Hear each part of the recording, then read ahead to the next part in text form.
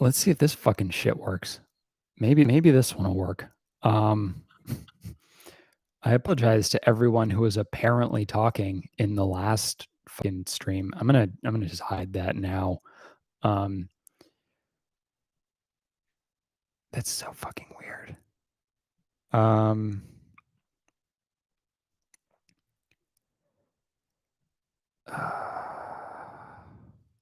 okay, try. Hey, is someone there? And can you try talking? Um, I don't see anything in the chat. This is really weird, and I don't like it. Um, hello. Jesus fucking Christ. What is YouTube doing to me? Why what did I do to deserve this? I didn't do anything, guys. I'm stressed. This is stressing me out. Um, you know what? I'm gonna like reboot my computer. I'll be back in 5 minutes. I'm very sorry. I understand if you give up on me. There's like literally there's nothing in the chat. Hold on. Actually, let me see if I can open if I see it if I'm looking from here. Okay, you know what? I can see it on my phone, so I'm just gonna fucking watch this shit on my phone because I can't see it. Because I can't. I don't know what's up. This is real heckin' weird. So yeah, um, so yeah, I have to do it here because this is stupid. Hello, everybody. I'm very sorry for the confusion. This is bothering me immensely. John, Elias, Phil, Anemoya, Willow, Gabriella, et cetera, et cetera. The worst movie I've ever watched. So the movie. So that's a difference between. Hi, Becca, and D. Thank you. So the worst movie I've ever watched is Birdemic. The movie, but it is not the movie I've hated the most. The movie I've hated the most is possibly The World of Kaneko, which I've talked about before because I really like the director's movie Confessions, but World of Kaneko just makes me fucking furious. So that's you know weird. I don't know why it's like that. Hi Liam, I have not watched Big Mouth. I've heard it's great. I just like there's so many series to watch that I genuinely in a I mean everything there's like too much of, but when it comes to series, it's especially like paralyzing because a series takes so long to get through that I just never end up like getting to it. It's real. I don't know. Hi Said. Shock and terror. So my problem with Birdemic, I had a cat growing up. I do not have one. We're going to get a cat at some point. The plan is to get one after we move, which will be happening in like 2 months, 3 months, sometime in March. Is my plan, and then we're going to get to a place that allows cats, and then we're going to get a cat. But I do not currently. So my problem with Birdemic, Shock and Terror is that I am bitter about like if we're being totally honest, I am fucking jealous of the fact that Birdemic exists because I have never made a feature film. I would like to make a feature film, and I'm bitter that that guy had the fucking gall to just do it. Right? It's like, he was like, I don't care if I don't know anything about filmmaking. I am just going to make a fucking movie. And he did it. And it doesn't matter, it didn't matter to him if it was good or bad. I think he thinks it's amazing because he's just doesn't know things. But like as oh hey, but as someone who would really like to have a feature film under his belt, but like couldn't accept making a movie of like low quality, and so like has this like fucking bullshit mindset. Like it really just isn't. It's just not conducive to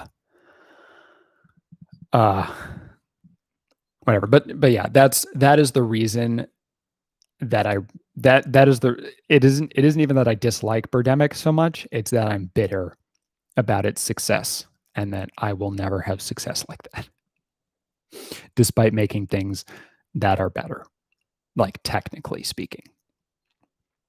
I mean, from a technical perspective, like the fact that every single shot the audio dips in and out is mind-boggling to me. Like it is so poorly made, but the guy did it. Like he made a fucking movie, right? Yeah. Yeah, it's incredible that it exists. And I just have to, you have to respect it. But as a wannabe filmmaker, yeah, it does. It just makes me a little bit bitter. Someone asked what the worst movie I've ever seen was. Because and I mean, it really doesn't get a whole lot. Just like technically worse than that, yeah. But Birdemic is just a movie. Just don't even bother. Hamsters are cute. So one thing that's been happening is as I mentioned in the last stream, I don't know if anyone saw it because the fucking chat was gone. I spent 4 hours and 36 minutes on TikTok on Sunday and have been spending a lot of time on TikTok this week. And so I've been finding a lot of like animals, and I've been showing those TikToks to my girlfriend, and like it'll be like, oh, here's a bird, here's a hamster or whatever, and then she's like, I want one, I want that animal. She like wants all of the animals because it's like, oh, here's a cute fucking llama. It's like we should get a llama, and obviously we can't do that. But yeah, no, I have such a fucking TikTok problem right now. But also, is it a problem? Okay, lesser known horror film. Do you have any other hello, my favorite food is, oh man, is it pad thai? Like, this is something I think about a lot. It's probably pad thai. Like if I go to a new place that has pad thai will be like my go-to food. Okay, Supernatural. Honeymoon. Honeymoon is great. I like the first half of it substantially more than the second half, but I know people for whom it is the reverse, specifically because of that. Yeah, pad thai, especially if it's like a little bit spicy, like slightly spicy pad thai, whatever. Oh man. I haven't watched any anime recently. I've been to hand pulled noodle. So there's not hand pulled noodle is not like right near me. It's further uptown. But I have been there because I had a friend who lived like around the block from it. Yeah, Small X, like the food in Small X looks so fucking good. Like it's one of those things. Hold on. Okay. Yeah. So Willow, the answer is honeymoon is one.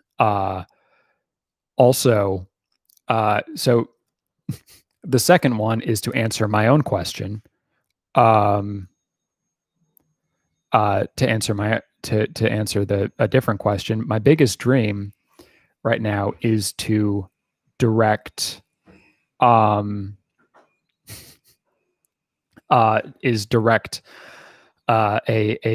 feature film that I wrote called Daylight, which I have the finished script. If anyone knows someone who would like to finance my Cabin in the Woods feature film, if you would like to, I would appreciate it. But that, and then Willow, that could be your favorite movie. Oh shit. The chat is now showing me literally everything that everyone has said. Okay. I don't know why we're on a fucking 9-minute delay, but here it all comes. So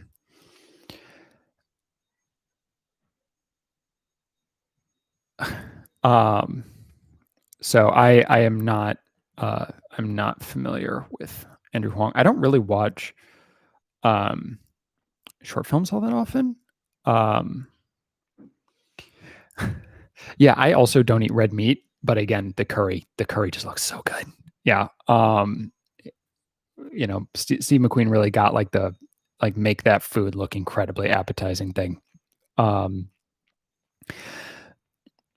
So I actually talked about Daylight to someone who is like literally a Pakistani princess, and she was like, "You should come to Pakistan and film your movie here because we have forests, and also I'm a princess." And I was like, "I mean, that sounds cool, but we don't talk anymore." Oh, really? I mean, that's hella exciting. What's your how do you say your name? Can you like type type out a is it anemoya? Like, I'm kind of curious. Or I mean, if you have a different name that is like an actual name, maybe that is your actual name. If so, I'm sorry. Her story, she might have been fucking lying to me if we're being totally honest. But her story was wild. Apparently there were like, dueling families, and hers is like relegated to a compound somewhere. Spain definitely has goats, but it's like relegated to some compound somewhere. Is like, so her family is like guarded with fucking AK-47s all the time, and so she was like, you should definitely come and shoot this movie, but also be aware that there are people who are trying to kidnap me. And I was like, I mean, maybe I shouldn't do that. No, like we went to school together. Like I met her working on some project. I called her princess. And she hated it. Like she fucking hated that. But it was like, you told me you're a fucking Pakistani princess. Like what do you mean I can't call you that? Like that's fucking bonkers. Like if I was a prince, I would expect every single person to call me that regardless of what I wanted. But yeah, no, I mean obviously that does sound like some bullshit. But no, it's that was a real thing that happened. So,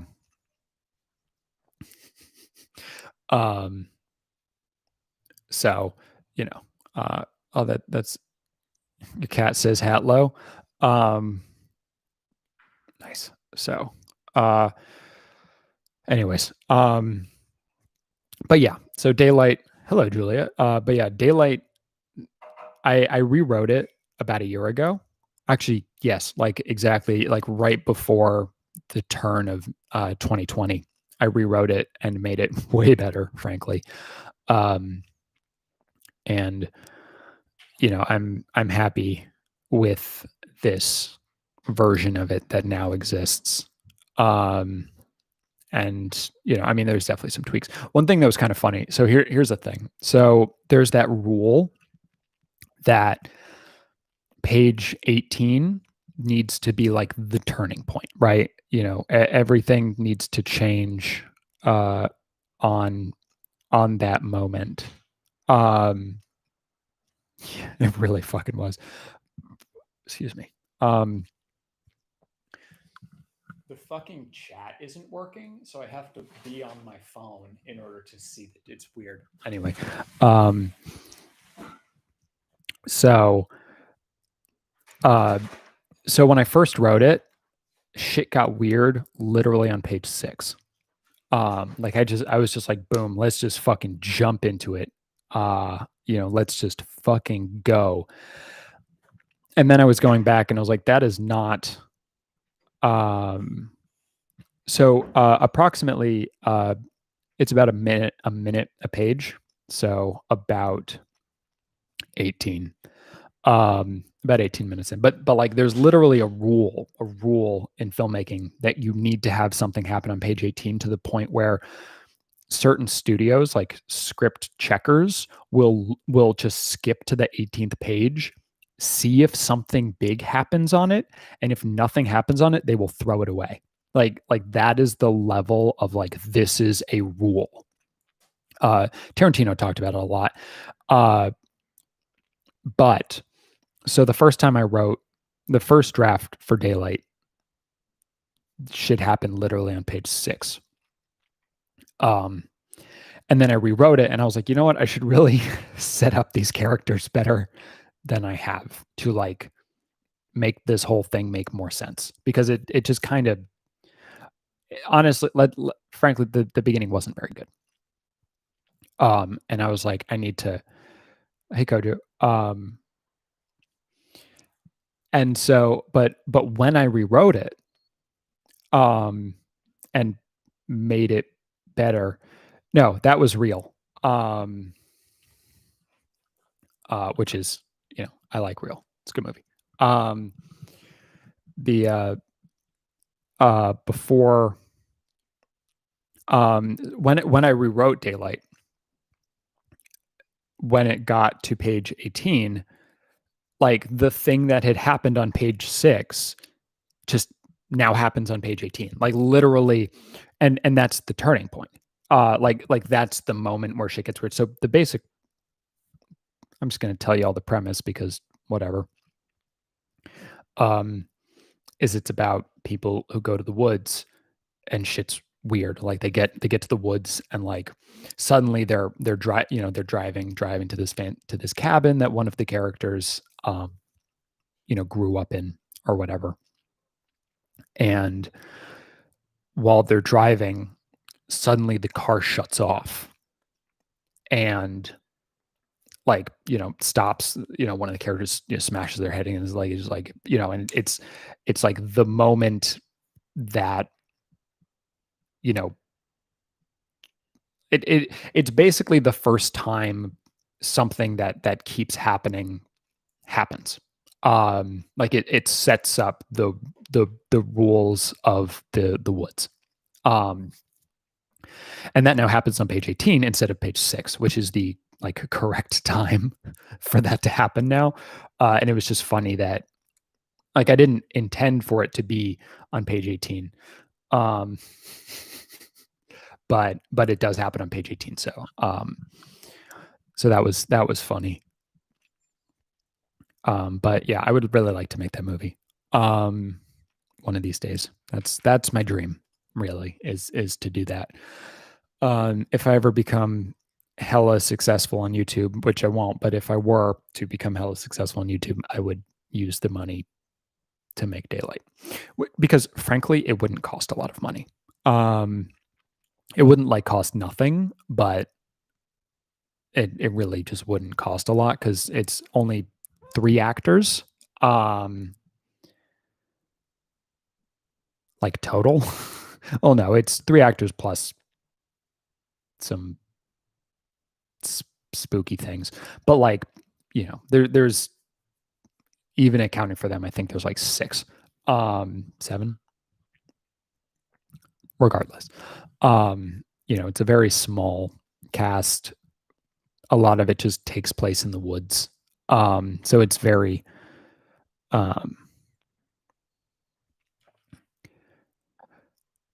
yes, no, I mean, yeah, I mean, let's, I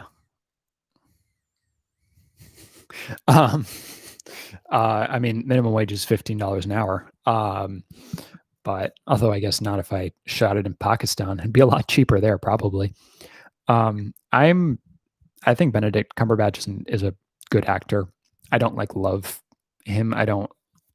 He is not like a draw to me. But I like, I'm never mad to see him in a movie. Oh, hello. Hello. Doogie. I'm sorry. So something I've actually been thinking about a lot, right? Something I've been thinking about a lot with regards to channel growth is so I would like the channel to be bigger than it is, obviously. But there is a point where where I'm like, I don't want it to get too big because the audience that is going to be, going to enjoy this channel would totally get mad at me for things that I've said, and frankly, I don't want to get canceled. And I feel like, if the channel grows steadily, that just like won't happen, right? Like maybe one person will be like, "Hey, why'd you say this bullshit?" And then I like can deal with it. But like if all of a sudden I got like 50,000 subscribers and like 3,000 fucking like TikTok girls are like, "Hey, 2 years ago you said some bullshit and I fucking hate you and I hope you die." I would just like I wouldn't handle that very well. So so I don't really want to blow up. So that's the thing I was thinking about the other day. Um to So I listen to a lot of music. Actually, oh, I can't post links. If you look me up on Spotify, you can see my top 100 songs of 2020. Um, Although honestly, that's kind of bullshit because I got really into hyperpop over uh, November, and I listened to a ton of Charlie XCX in particular, and she is not on my top 100, which is bullshit because I listened to 1999 and Forever substantially more than a lot of the songs. Also, fucking Corpse Husband, I started listening to. I appreciate that. Month 6 was like number 60 something for me, and I only listened to it like a dozen times probably. So yeah, it's bullshit. And I listened to like E-Girls Are Ruining My Life a bunch of times, and then Jaden with an X, his song Angels and Demons, I listened to a bunch of times.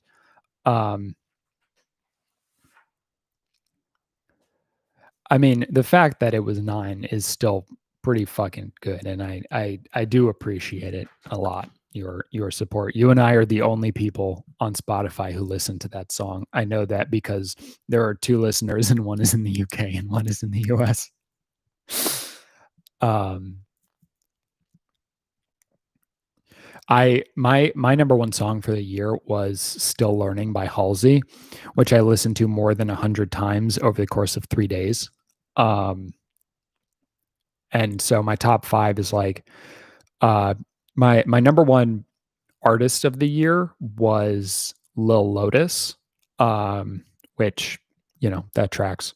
Um he's I listen to a lot of his stuff. My top 5 genres were metalcore, pop, pop punk, emo rap, and alt metal, which, sounds about right. But the way I listen to music is I tend to like get really obsessed with I don't listen to math rock. Really, really technically complicated music I appreciate, but tend to find kind of annoying. Um, I've talked about a Serbian film several times. Uh, I sort of recommend it. If you, I think it's interesting and worth seeing if you are, uh, if you're a certain type of person. If you're the kind of person who wants to see a Serbian film, oh damn. Um, a Serbian film is yeah, it's a lot. Um, it's a lot. Like it's really hard to accurately describe how unpleasant that movie is to watch. Um, but okay. I mean, I'm gonna add so skinned. It's Let's add that to my. I haven't watched Metropolis. Um, I will one of these days. That's like any movie that's over 2.5 hours is so the thing about TikTok. So to step back a bit, the problem with TikTok is that the videos are like but anywhere between 6 and 60 seconds. And so it's just like scroll, scroll, scroll, scroll, done. Right. And and then suddenly it's been 4 hours.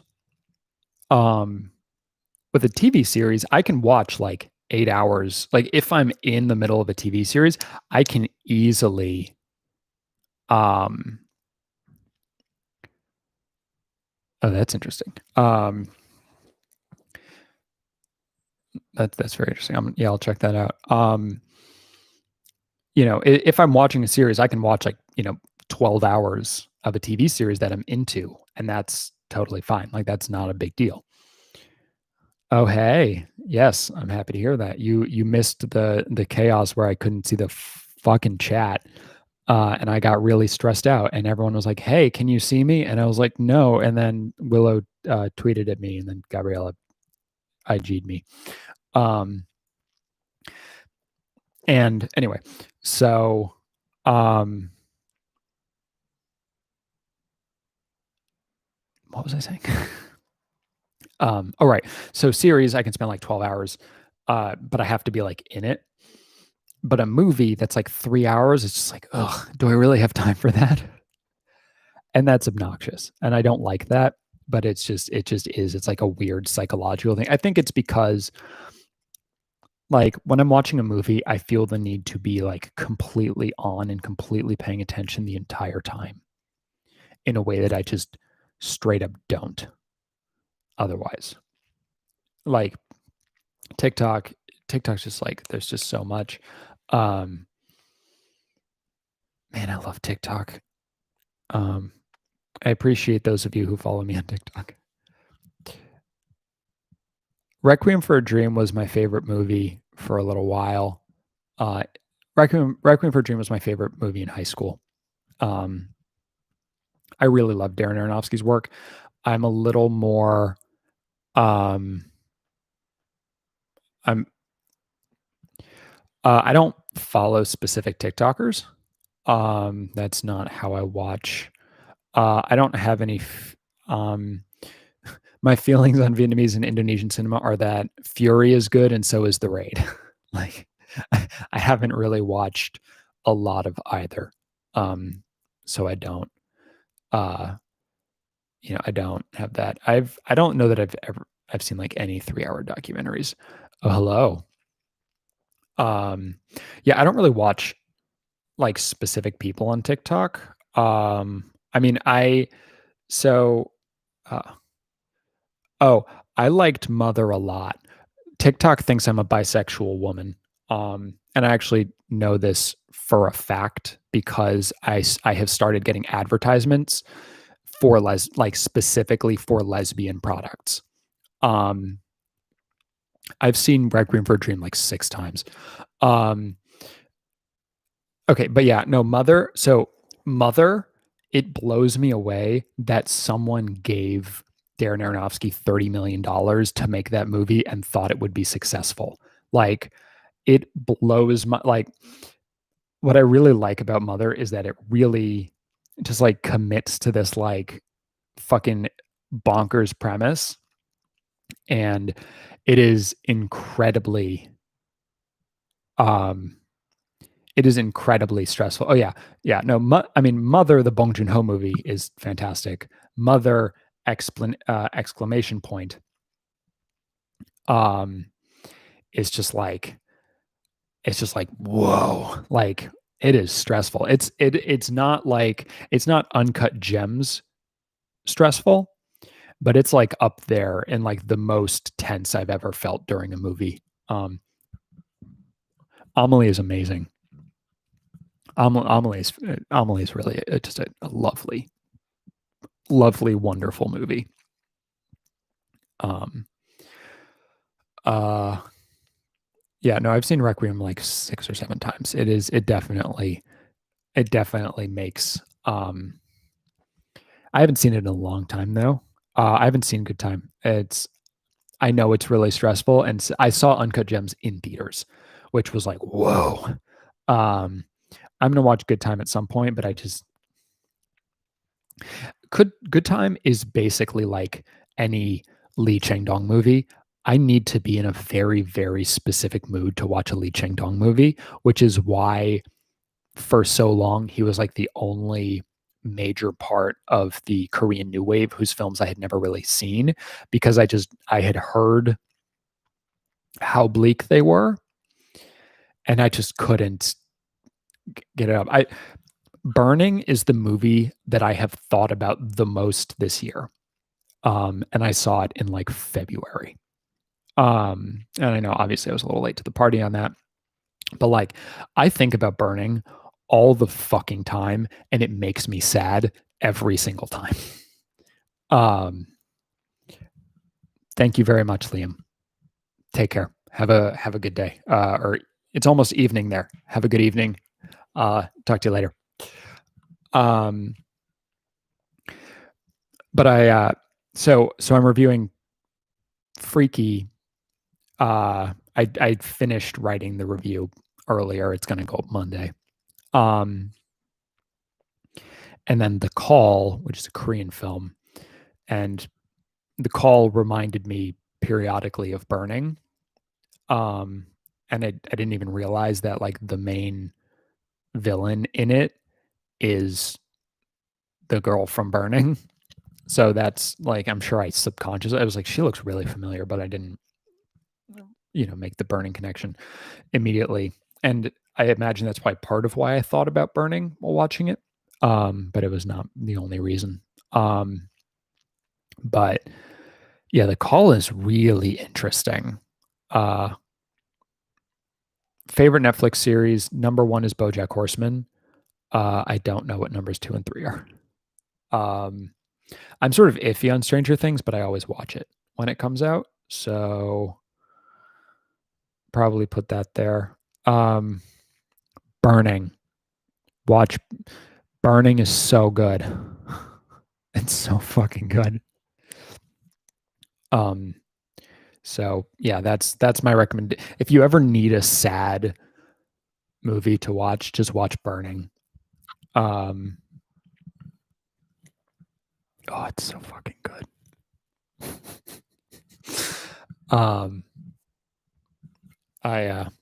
I don't know. So was everyone talking about Bo Burnham's Make Happy and I just fucking missed it? Like while I was just like thought I was talking to myself about how miserable that whole thing made me. That's weird.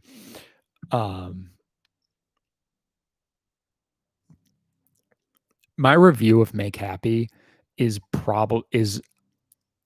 I like started conceptualizing it and I feel like it's going to be really, really long if I just like let it be the thing that like I honestly I shouldn't. I should not make it the thing that's like in my head. Because it's like so Kojo, either the first review of 2021 or the last review of 2020 is going to be a review of Make Happy.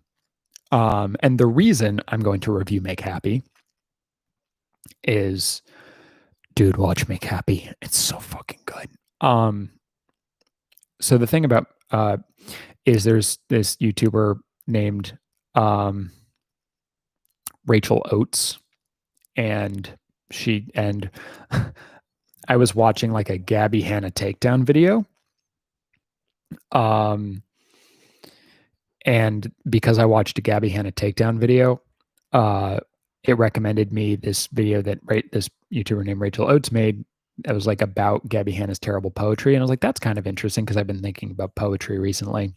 And I watched and I was like, this is a pretty cool video. I'm absolutely going to watch Mank. In fact, tonight I am showing Danielle Citizen Kane for the first time so that we can watch Mank tomorrow. I'm very excited. You can start with Make Happy, but it is better than What. I mean, What is all on YouTube. What is good? Like it's really good, but Make Happy is like incredible. Um, and and the the name for this review that is not, so I started working on it, just like putting down some initial thoughts. The name for it is Bo Burnham's Make Happy was the soundtrack to my breakdown, which is true, sort of. It's true, but I didn't know it at the time. Gone Girl is really good. I love David Fincher, and I don't think I'll be able to review Mank just because I don't think I'll have time because I still have to review the fucking rest of the Small Axe movies, and fucking Cyberpunk is coming out next week and like is gonna ruin my fucking week. Oh hey, oh hello RD Films. I'm offended that you haven't commented on either of my Small Axe reviews so far, sir. My favorite Fincher movie is Seven. I need to rewatch The Social Network. I haven't seen it in, I'm not sure I've seen it since it was in theaters. Oh, you want to talk about fucking weird ass Christmas movies? I watched August Underground's Penance, which is a faux snuff film in which one of the things that happens is there is a home invasion on Christmas where like the serial killers who like are shooting the movie go into this random family's house, kill everyone, and then open their presents. That is a weird fucking Christmas movie. Yeah. There are no Fincher movies that I've the only two Fincher movies I haven't seen are Alien 3 and Panic Room. I'm sorry to hear that. I hope things are better now. I mean, Solo could be a Christmas. Anything can be a Christmas movie. You know, but yeah. So yeah, Make Happy. I feel like there's a really, if I talk about hell yeah. I think Die Hard may as well be a Christmas movie. I don't think there's any like if it takes place at Christmas, why not? Like what, there's always the question like what the fuck is a Christmas movie? And Fish Story is so good. Fish Story is such a fun movie. Yeah, that's a good call. Yeah, I think Die Hard is a Christmas movie just because why not? Yeah, I mean, I read the New York Times did a profile of David Fincher recently, which was really interesting about sort of how methodical and perfectionist he is and all of that. And I thought it was a really interesting it was a really interesting piece, and it made me want to watch Panic Room and Alien 3. I mean, I recently watched Alien and Aliens again, so I feel like I should watch Alien 3. If I'm going to, you should follow me on TikTok, and then you'll find out how I feel about it, because I post immediate hot takes of every single movie I see on TikTok. So, but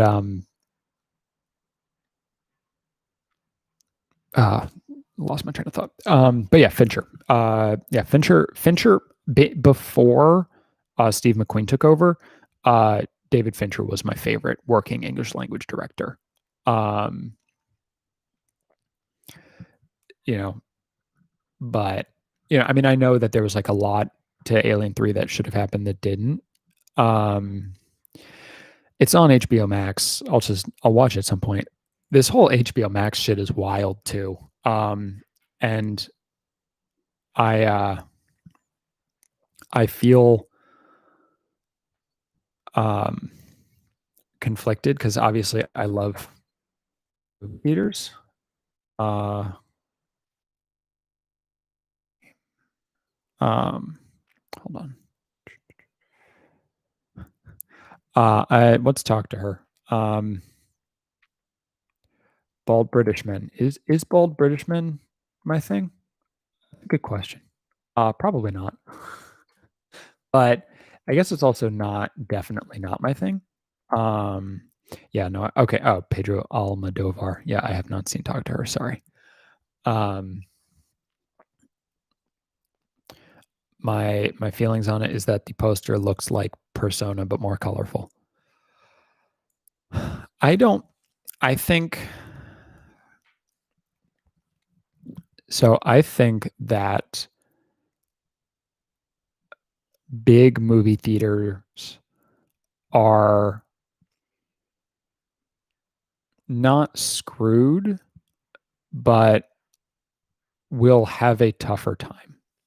Um, Frankly, I don't like I definitely think it is going to be the case that fewer people will go see movies in theaters if they can see them at home on the same day.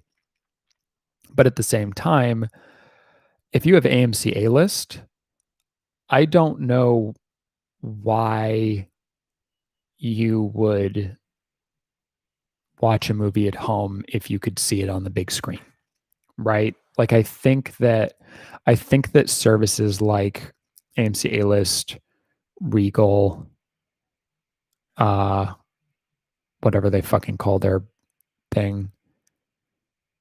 You went to a movie. You are you allowed to? Um,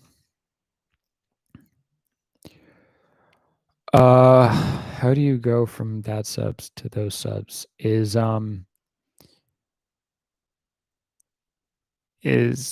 just keep fucking doing it. Really, like it's just uh is just keep going and I don't know, get lucky and make a fucking video about Parasite that people like. um I hate movies that try to make you sympathize with rapists, so maybe I won't like it. Um, I don't know. Thank you. Uh, Antifa Baby Yoda is the only consistent thing about these live streams. He's a staple of this YouTube channel. Um, but I think that indie theaters like um uh indie theaters like in New York, Film Forum or the IFC Center or whatever, I think that those are going to be unaffected, even if those films become available, because the kind of people who are really, um, really into like cinema and the cinema experience, I think that they will continue to keep smaller theaters alive.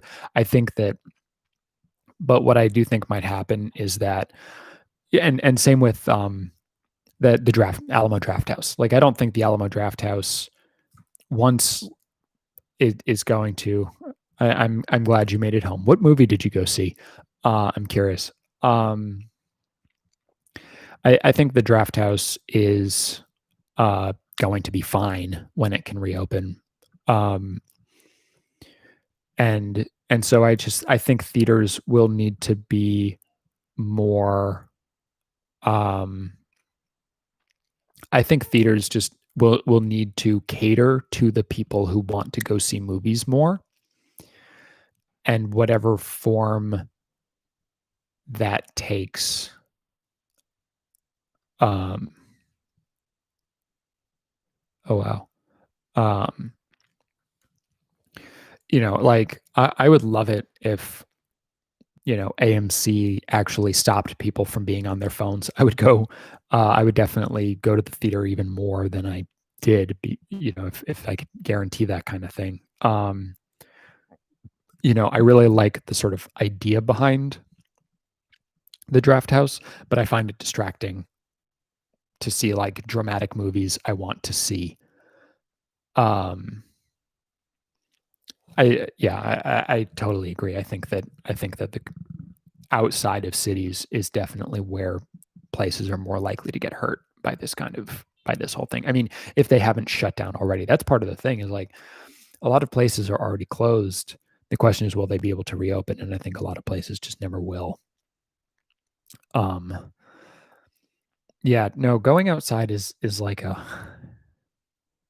is a is a thing. Um, I liked American History X the last time I saw it, which was 10 years ago. Um, it feels like one of those movies that people tend to misunderstand. Um, one thing that is kind of interesting is my first year film history professor really hates that movie because 2/3 of the way through it changes narrators in a way that doesn't make sense. And I agree with him there. I don't think that is a deal breaker necessarily, but I can understand why that like stylist like that formally bothered him as a film historian. Forrest Gump is fine. You know, I don't know. I don't really have strong feelings on it, frankly. Um,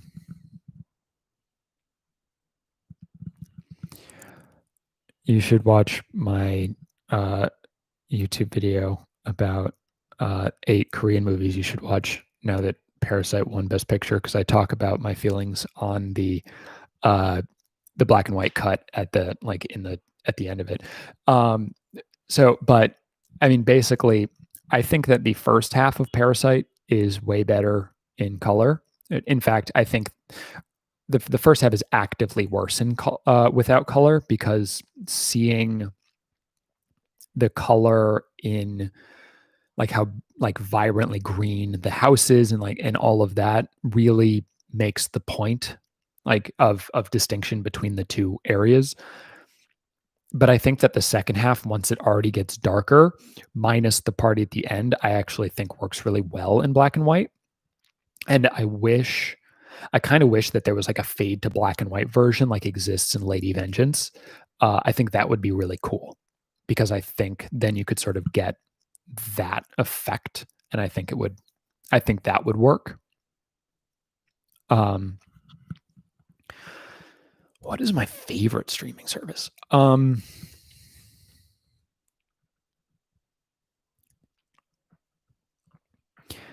Hmm.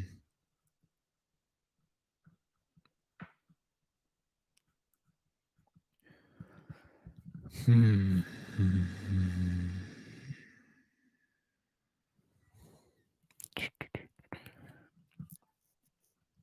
Um, hmm. So I think I really like the Criterion channel. So I think from a user experience perspective, no one does it better than Netflix. Um, like they just like have nailed it. And one thing that really bothers me that not all services have is the ability to switch language tracks. Like specifically, so my TV runs through a receiver that can do like 7.1 surround sound. Um, and so whenever I'm watching something on Netflix or anywhere else, they assume that um, I'm using a 5.1 setup, but I'm not. I'm using a stereo setup, and Netflix is one of like 2 um, streaming services that lets me actually change to stereo, and it really bothers me that that's just not available for all of them. Um, Prime has a good catalog. They actually have a ton of Korean movies that no one else has, which I appreciate. But the problem with Prime is that um, the way they like it is almost impossible to find shit. Like their process for discovery is straight trash. And um uh also the fact that there are separate versions of like the 4K version of a file. And you should watch my review on Peninsula. I talk about Train to Busan. Um, um, the the fact that there's like a different the 4K file on Amazon Prime is different from like the regular file is fucking trash. Like that is the worst design. Um, uh, I mean, I get a lot of my films from a private Asian tracker, so you know, um, that's where I get a lot of my stuff. Um, but yeah, I mean, in terms of I mean, I love the Criterion Channel. Shutter is interesting. I check it out every so often. HBO Max has a very good um, selection as well. I've been very impressed. Um, and um, Hulu I use a lot purely because that's where all the cooking shows are, and my girlfriend and I watch cooking shows when we have dinner. So it's so that's good. And that's the thing that we do a lot. I need to get some water, so I'll be back in a second. Just need to fill this up. Castaway on the Moon is fantastic. Um, I really liked Castaway on the Moon. I almost put it on my list of top 8 Korean movies that you should watch. Did I put it on my list? I didn't. Did I? No, I didn't. I don't remember what's on that list. But anyway, I'll be back in like a minute.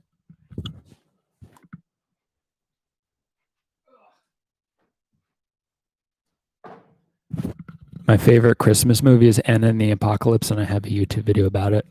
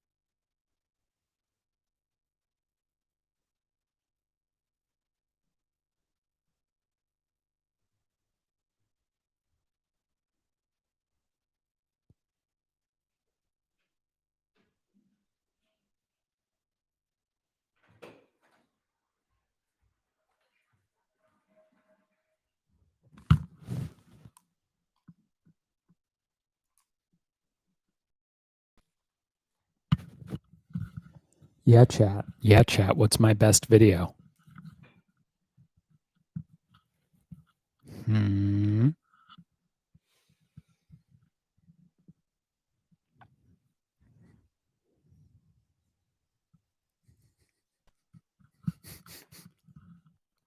Man, Host got me real hard. Like it really did. Um, I spent like all of that movie just watching the fucking messages. Uh, icon.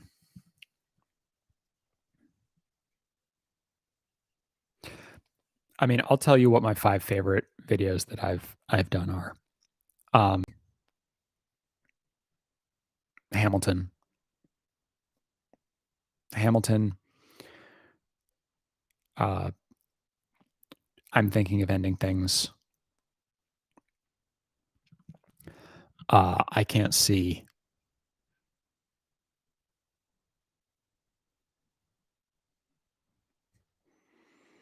Uh, and then like like a real far drop. What else have I what else have I reviewed? Um oh, I like my Assassination Nation review a lot. Like it's not special, but um I mean it's long. Um hell yeah. Um let me I what I've realized is like so I have like 120 videos at this point, which is fucking crazy. Um like it's so many videos. Um that at this point, like it's really weird to be like, it was like, oh yeah, I've fucking already reviewed that. I was like, yeah, I did that. I did that. I've done so many. Um yeah, I like my live action anime video. Um I mean I like all my list video, the best of the decade video because I think they're good, but no one ever watches them and they take a lot of time. So I don't, whatever. I don't know when I'm gonna do one of those again. Um for the wrong reasons, my music licensing subscription service one might be my favorite because it's where I've made almost all of my money on this YouTube channel. Um, I'm actually redoing that video. I've started working on it because it's out of date now. Um, so in January, I'm going to redo that video um, because I feel bad about the fact that it is out of date, but I still make money off of it. And I feel like, honestly, I would rather just replace the video. Yeah, I mean, so I liked being able like oh, my Iceland video. I really like my Iceland video, and I'm sad that no one fucking watched it. um yeah, all the like vloggy videos I think are fun. Like I liked the vegan burger one. I like my Scoot video a lot. Just the ones that are a little uh thank you, I appreciate it. Um, the ones where things are a little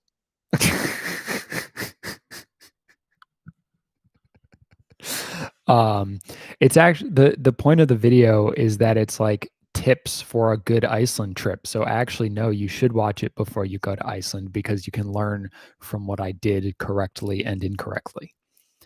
Um uh but yeah, I mean I would like to do more vloggy ones. I mean I would have this fucking year if it hadn't been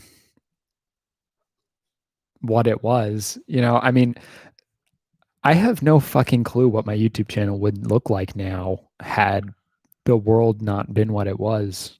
Like, I don't know if it'd be more successful, less successful, but I definitely would have done more types of videos. Um, because, you know, like, I mean, I would have done a lot more theater videos. That's for sure. Some comedy. I would have done some comedy videos because the New York Comedy Festival would have happened 3 weeks ago, and then I would have reviewed some of the comedy specials because I always review at least two comedy specials. Like one of my first videos to do well was the Anthony Jeselnik Fire in the Maternity Ward video that I saw. Because I saw that show before it was up, and then last year, um, my video on Trevor Noah did pretty well, which is nice. My video on Tom Segura did not do well at all, but that's fine. Yeah, but I think it's appropriate that my Assassination Nation review is the longest by virtue of it being the only 10 I've ever given. Um, the Make Happy video, I I really don't know.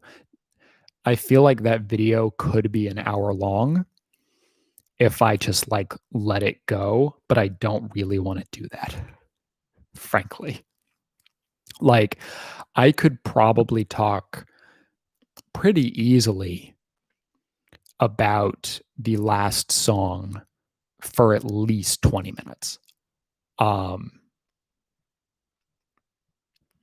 but I'm not going to do that. I don't want to do that, but um, yeah, that video is going to be it's going to be weird and uh,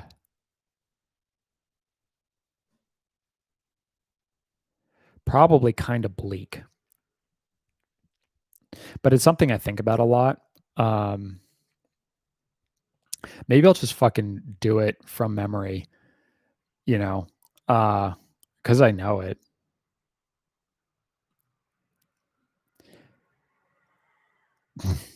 I almost started doing it, and then I was like, wait a second, that doesn't. I shouldn't do that.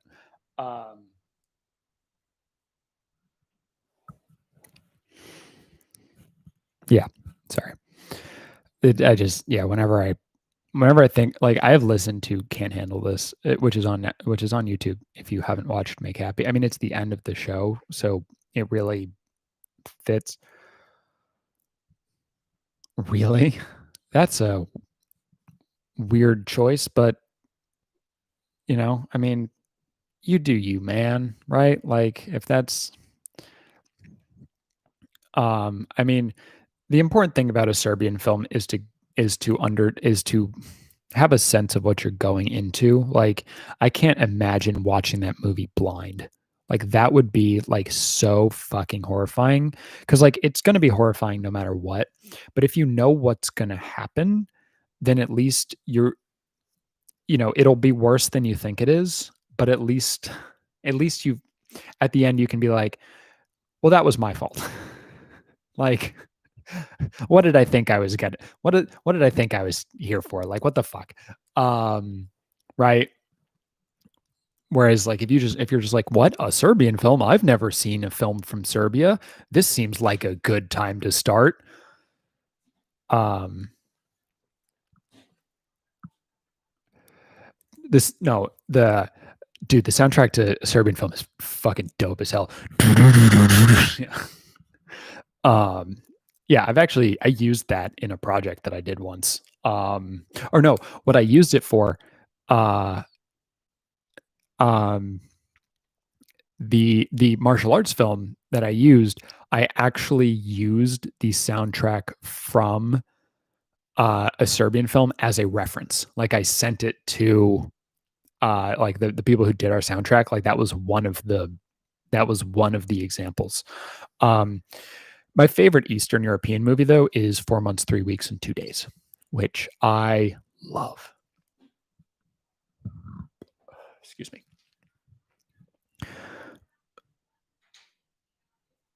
I was in LA briefly, and um, ethos. I'll add it to my list. Netflix. Speaking of uTorrent, did you all see that Tenet has released?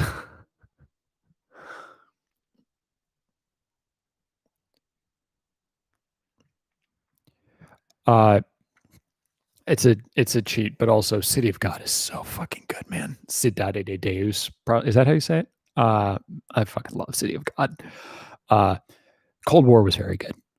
Um Cold War was very good. Ethos. Add that to the list. Um I know it's like a cheat. It's like a cheap answer because it's everyone's answer, and but it's also like it's so fucking good, right? Like, but yeah, Tenet is available for those who are interested. Um,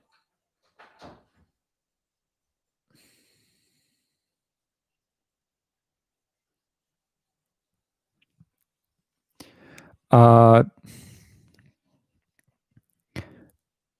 I mean, basically every film bro I didn't see Tenet yet because movie theaters were not open here. So this is actually my first chance to see Tenet. I'm looking forward to it. I saw um I saw Birds of Prey in IMAX a second time so I could see the Tenet prologue again. Totally worth it. Also, Birds of Prey is awesome. Um, but I mean, I will have feelings about Tenet within 2 weeks. By the next time I do one of these, I will have feelings about Tenet. Um, if if IMAX theaters had been here, I would have absolutely watched Tenet in IMAX. I would have like stood in the back wearing 2 masks the entire time, but I would have fucking done it.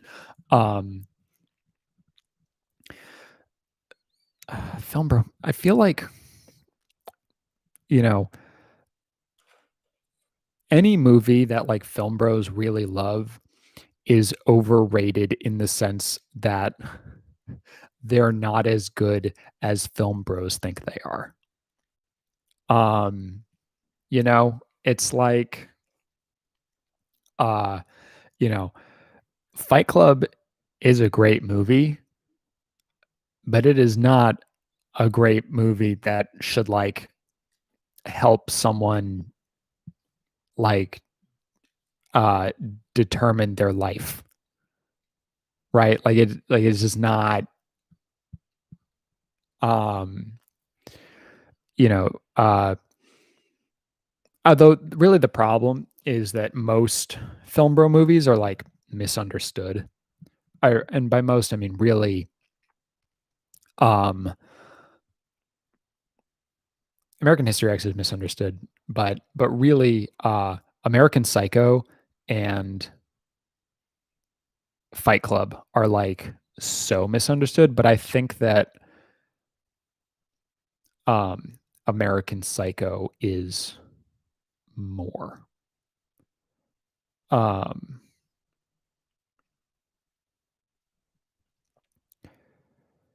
yeah, exactly. Fight Club is a criticism and not a role model.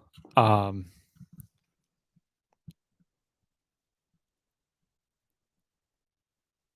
yeah. That's uh which article? I linked in the last video. I don't even remember. Um yeah, I mean that's true about Fight Club, but only if you actually get to the point where you hate it. Um,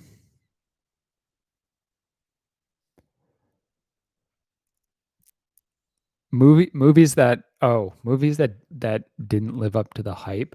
Um, yeah. Wait, you've dressed up as Patrick Bateman multiple times? Um, I've never seen any trailers for Tenet. Literally, the only thing I've seen is the prologue, which I saw in IMAX twice. But also, wait, how many times have you dressed up as Patrick Bateman for Halloween? What? Um, so damn. I mean, good for you. Did were you like, I'm Patricia Bateman? Was that your great joke? Do you get it? Do you get it? Because Patricia, because it's like Patrick, but it's typically a girl's name. Haha. I'm so funny. Um the trying to think. I mean, there have definitely been movies where the hype has not. Oh, you know what's a good one? The Exorcist. Um, because it's just like The Exorcist is good.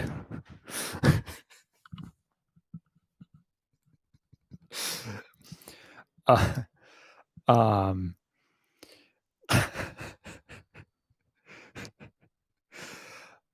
um, did I make a gender joke here? Oh, you want to hear a great joke from my Freaky review? I'm very proud of this joke, and I don't care if anyone else likes it. It's When I saw that Vince Vaughn was in this movie, I'll admit I was a little surprised. You mean that guy who starred in that weird ass remake of Alfred Hitchcock's Psycho, as well as noted racist S. Craig Zoller's Brawl in Cell Block 99? Seems like a weird choice for a comedy, you know?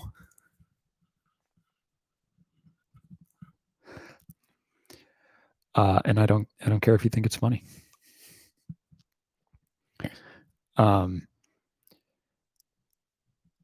I think it's the important thing is that I think I'm funny. Um, like in that video, the like behind the mask video where I did the going into the Small X Films blind has been great. I've seen the two that I've reviewed so far. I didn't watch Red, White, and Blue yesterday because hello. I didn't watch Red, White, and Blue yesterday because I I'm going to review it. You're welcome. Um uh I didn't want to like have that in my head and also the two things that I'm reviewing before it. So because of Cyberpunk, I will probably be late in releasing that video. Um, interesting. Um, yeah, I'm looking forward to. Yeah, it's a wild thing that they did that. But honestly, Vince Vaughn is perfectly cast in Freaky. Freaky is great. I loved it. It is so my kind of movie. Um, so I have not. Is it also a shot for shot remake? Shot for shot remakes just in general are fucking weird. Um, like what's the like why? Why would you do that? Um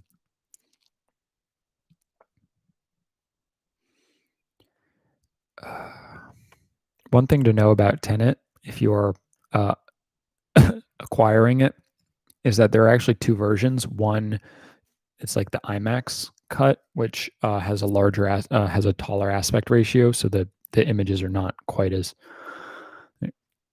Yeah, you definitely have to see Mangrove before Lovers Rock. I think that watching, um,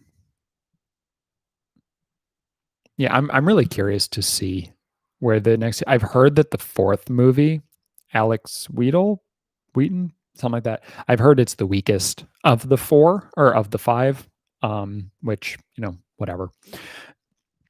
Considering how good the others are, even a weak Steve McQueen movie is still a really fucking good is still a really fucking good movie. So I'm not super concerned about it. But yeah, I'm not going to be able to see that until after I'm done reviewing Cyberpunk. Yeah, I mean, the Funny Games thing is different because it's the same director. Like, it's not like someone else. Um, it's not like someone else. Yeah, no, yeah. I already was because you saw it at a festival too. Did they do the same thing where they showed Lovers Rock and then showed Mangrove? Because like you really do need to see Perfect Machine. Perfect Machine is such a good song. I really like Diving Bell also, but I'm irritated that there's like 2 minutes at the end of Diving Bell that is just like stuff because it makes listening to it on repeat really annoying. Gotcha. That's fair. Too bad. It's too bad though. Definitely seeing Mangrove first does a lot of like, labor. Um, why did so Gabriella said I want to see Swallow, and I think it's really interesting because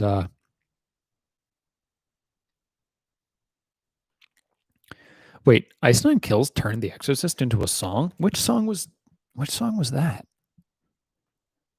I fucking love Ice Nine Kills, by the way. They're possibly my favorite band to see live. Um, I've seen them live 3 times. One of these days, I will review them. Um,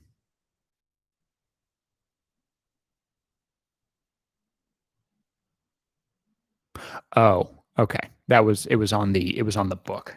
It's the book one, right? Gotcha. Gotcha. Gotcha. Gotcha. Um, yeah, it's not. Yeah, it's the book one, not the movie one. Gotcha.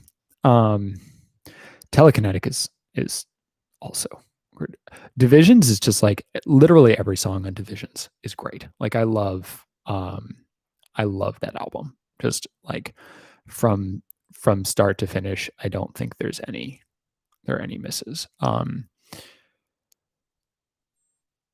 But yeah, Perfect Machine is ultimately the one. Yeah, for me, I was really speaking of uh Ice Nine Kills, they had their like, live performance that you could VOD, and I didn't know about it until like way too late. And then their fucking VOD thing wasn't working, so I couldn't order it, and I was really upset because I really wanted to see that. Interesting. Okay. I mean, good. They should have. Oh, yeah, it's a great Call of Duty. My Call of Duty review is great, and I think it's hilarious that those fucking hacks at the the New Republic had the fucking gall to be like, this is a lie. Like they literally just said I was a lie. Like they just straight up called me a liar. A bunch of failures of existence. I have not seen Better Watch Out. Um, what would I like to see? It's it's um so it's a cop out answer, but I would like to see Steve McQueen do whatever the fuck he wants. Frankly, like, I would have never expected him to do Widows. Um, but like he did it so good. I don't think one thing I wouldn't like him to do, I would like him to do another movie with the budget of Widows, like on the scale of Widows. Um, I wouldn't like him to do like a really big movie because I just think that his sensibilities, um, like what he likes to do in filmmaking would be too compromised by too big a budget. Um, so um, yeah, big. I'm a big Star Set fanboy for sure. Um,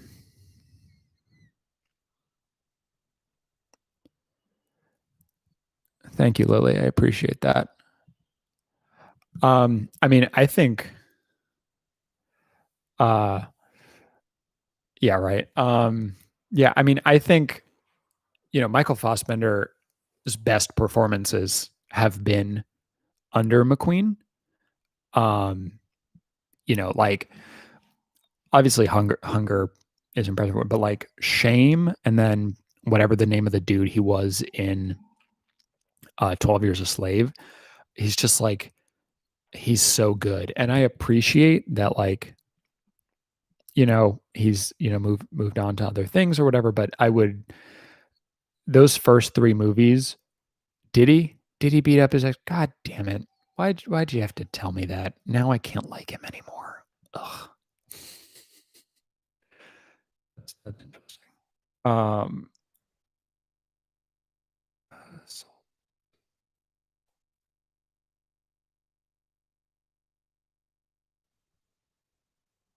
oh,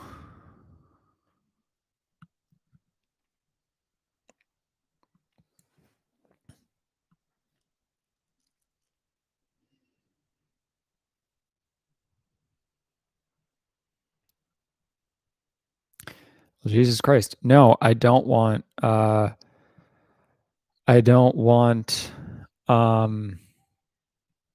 Steve McQueen to work with Michael Fassbender anymore.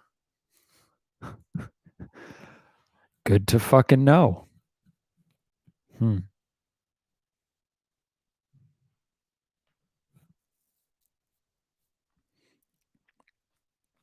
I have sort of conflicted. So that's a case where like I mean I believe it. That seems true. You know, it's always complicated. Uh I love Wise Man's Fear. Um their song what's the fucking song? 4 years ago, um take a moment's time, whatever that song is. That was my most listened to song of like 2016.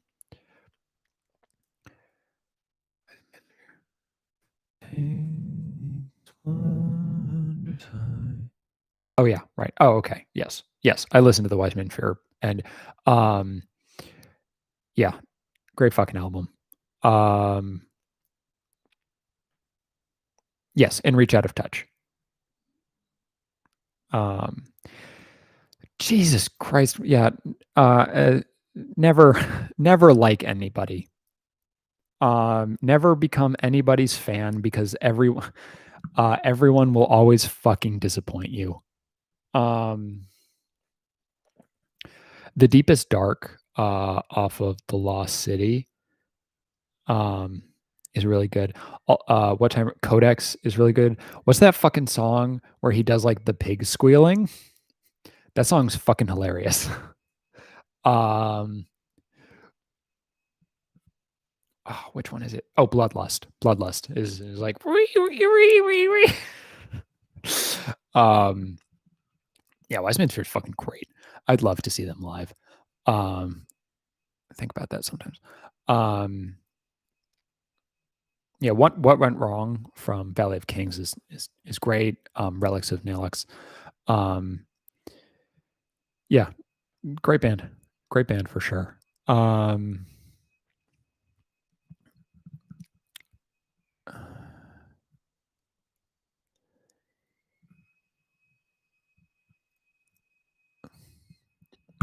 um, hmm. I listen to rap sometimes. I listen to trap metal. Most of the rap I listen to is fucking trap metal these days. Hmm.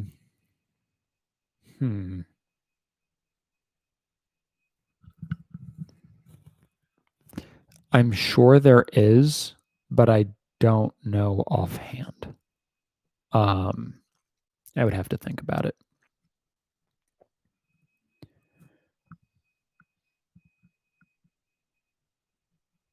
Oh, that's awesome. Yeah, no, that's their band is cool as heck. I'm sure that there is I'm sure that there is some band that oh, you know what? Yeah, right. Um, oh fuck, what's the band called? Before I Turn. So, Before I Turn has this song called The Virus, and I'm really conflicted and I was listening to it a whole lot. Um, like I just like really liked the song. And then one day I decided to look up what the fucking lyrics were, and the song is just about fucking hating Muslims. And I was like, "What? God damn it. Now I can't listen to this song anymore." Um and I mean that's a problem with listening to music where you don't understand the words ever because unless you decide to look it up, you don't fucking realize it. Oh no, it's called Prophets. It's off of the album The Virus. Um, and I would really like the members of Before I Turn to say, "Hey, we don't just hate Muslims. This was part of like a broader thing." I mean, it sounds like other songs on the album are like anti other religions, but like no one seems to have been like, "Hey, why do you hate Muslims?" Because I'd really like I would feel better if they like I don't really have a problem with someone making a problematic song in a context that sort of justifies it. But but it's real fucking weird that that song is the way it is. Although something I was thinking about a couple weeks ago, months ago, years ago, I don't fucking know any time anymore. Oh hey, you missed a lot of things. We've been doing this for an hour and a half now. The most frustrating thing you missed was the part where I couldn't see what anyone was saying, and I thought I was having a mental breakdown. Um, so so there was some big controversy a few insert fucking time measurements ago, right? I don't know when it was. If we're being totally honest, where some woman put uh bits of religious, like Islamic text, just like in the background of her song, and people freaked out and called it disrespectful. Um and that annoyed me because, like, don't, like, uh right. um like, I don't think any holy text really should get any respect at all. You If you've seen my Exorcist review, you know that I feel that way. And the idea that, like, you know you can't use, so, like, something because like, just in the background of a thing is, like, that's so irritating to me. um it, for that reason, like, there are good reasons to not use something, and this is religious and I care about God is not a good one of them. I wish I could do metal vocals. um I bought a DVD on learning it. That is one of my hotter takes, and definitely one of those things that TikTok kids would cancel me for if I got 1 million subscribers in a day. Um, and I'd be like, kids, I'm one of you. TikTok thinks I'm a. Oh, right. I wanted to finish a thought I was making earlier about the fact that thinks uh TikTok thinks I'm a bisexual woman. So I I now get ads that are specifically targeted women, and I got this one ad in particular that was like, "Hey, do you hate having sex on your period? Use this thing for you or for her or him, I guess." And I was like, um, and I was like, okay. I mean, this, like, sure, like, let's why not? So I like I don't actually I prefer metal to punk because I prefer screaming vocals to shouting. Um I find, and also I prefer more melodic ones, which is why I like I like metalcore, I like melodic death metal. I did not order the product. I've never bought anything that TikTok told me about, but um that's it. I did watch the ad twice because I thought it was funny. So it definitely further confirmed to them that I am, in fact, a bisexual woman. Yeah. No, like, I'm not even, it's not even a joke. Like, System of the Down is industrial metal, I think. But yeah, no, they're definitely metal. Um, uh, I mean, I like Metallica. I like Megadeth. Um, the big four. Iron Maiden, definitely a fan. Judas Priest, some songs. His voice honestly kind of annoys me a little bit.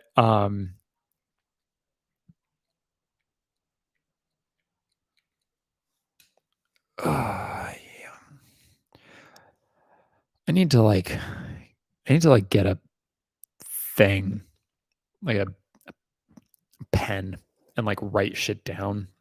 Cause, like, I have like skin skinned up here in my thing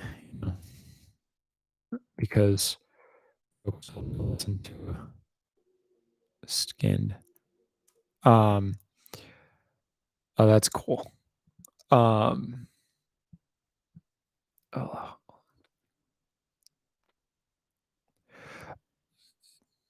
best of luck passing final on fluid mechanics.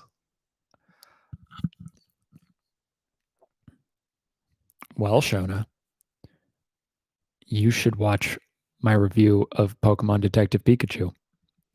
I bought this for the thumbnail.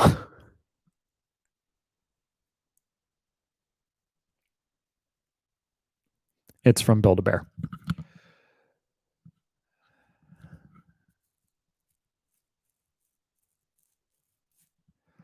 I guess I could, but like, where's my phone? I don't know where I put it. Oh wait, I'm reading it. I'm using like literally I'm using the phone. No, because the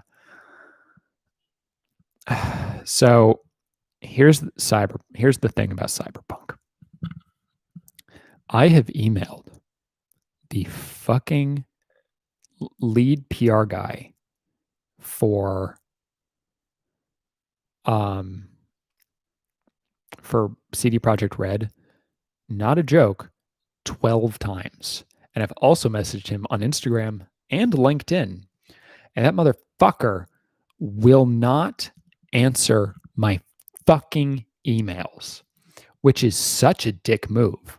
Like, I'm like, hey, I want to review your game for a publication that gets 31 million fucking monthly readers. What is his fucking problem? All he needs to say is no, we won't send you a thing. The fact that he's ignoring me makes me genuinely furious. Because it's like, I mean, fuck that company. Like, I mean, my review, but I'm reviewing it for the Daily Beast. So I have to buy it. And in fact, it's coming out on my birthday. And I took my birthday off from work because I have to, no, Build-A-Bear is a real thing. I have to take the day off from work because I have to file a review within 4 days of getting the fucking game. So I have to play as much as humanly possible in those first 3 days so I can write it on the 4th, which is why my review of Red, White, and Blue will not be up on Monday. It will be up on Tuesday or Wednesday. It's not done yet. So there's a big ass day one patch. So anyone who's playing it early, yeah, I mean, all I want is for them to say no, frankly. Like I don't Shrek one. Like I don't care if companies say no. The fact that I'm being ignored is what makes me is what's so irritating about it. It's just like so disrespectful.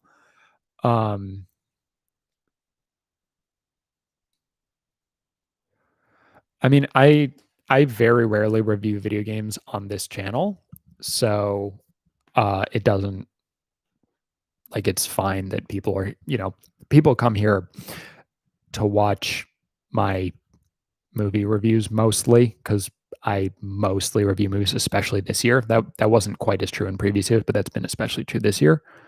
Um, I don't even remember Shrek 2 is actually the thing. I'm sure I've seen it, but I have no recollection of it.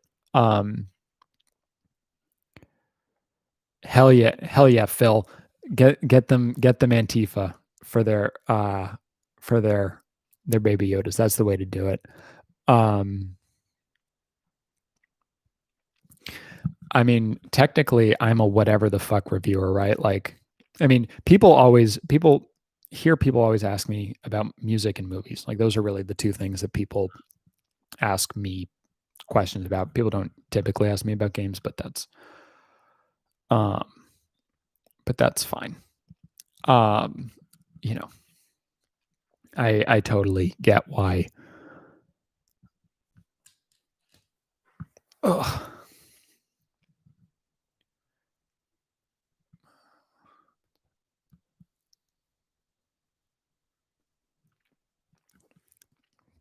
Yeah, I don't remember. I just don't remember Shrek 2, but I remember Shrek 1. I did play Breath of the Wild. I actually played Breath of the Wild on the day the Switch was announced because I was at the announcement event.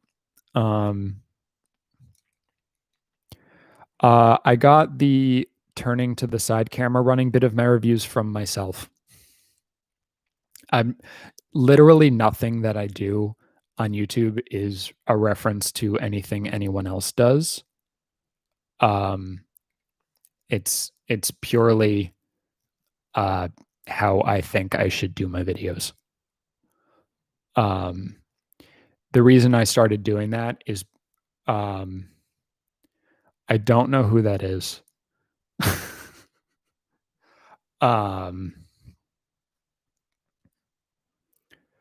Yeah, I like Legends. I mean, I waited in line in 2006 to 2007, 2006 to get a Wii overnight, which outside of a Target, which was one of the more fun overnight events that I've had.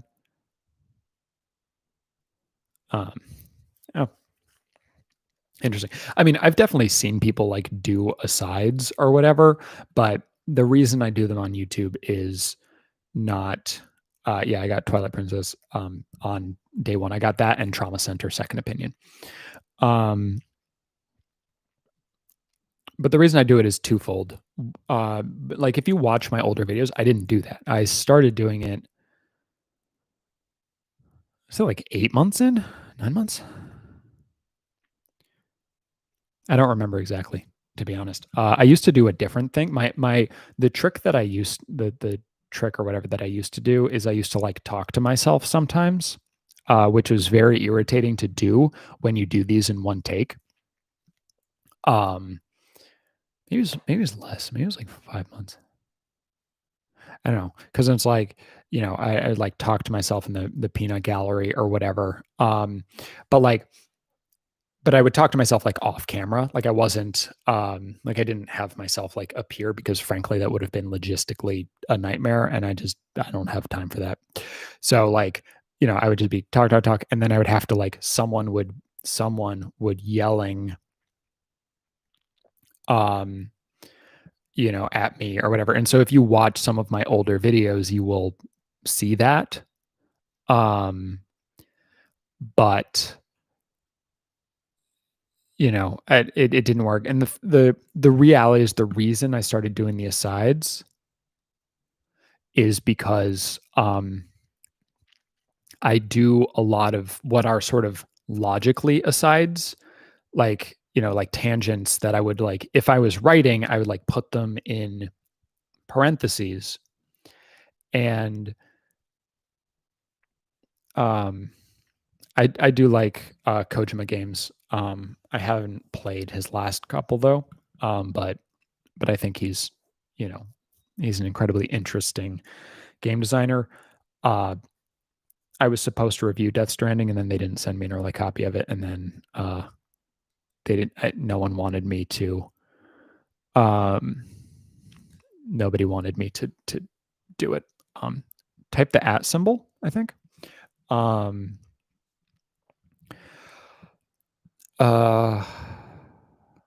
Anyway, so when I write a when I write a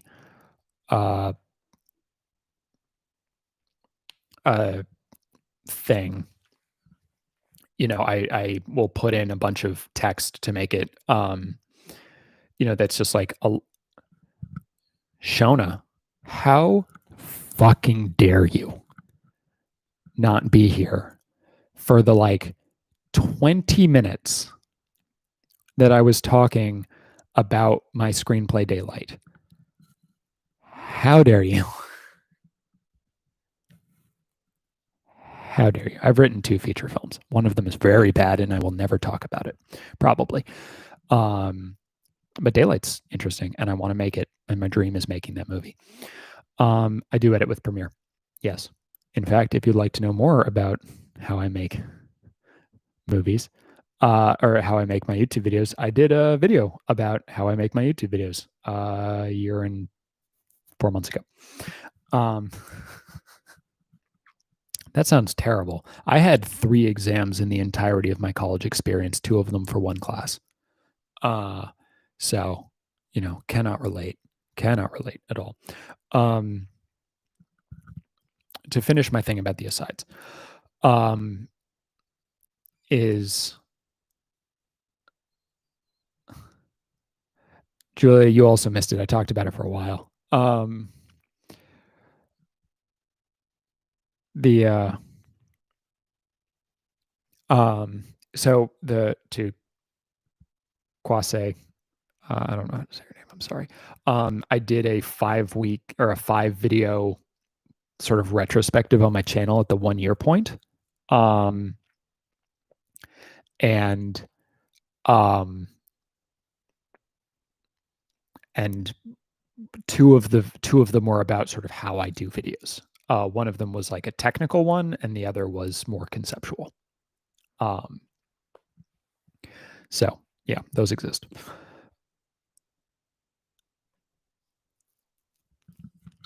Ew, exams. My sister is in college and she's like dealing with, you know, take home exams, and like they all have 24-hour online exams basically. Like, it becomes available at midnight and then it needs to be done by midnight. And that's how they're doing it.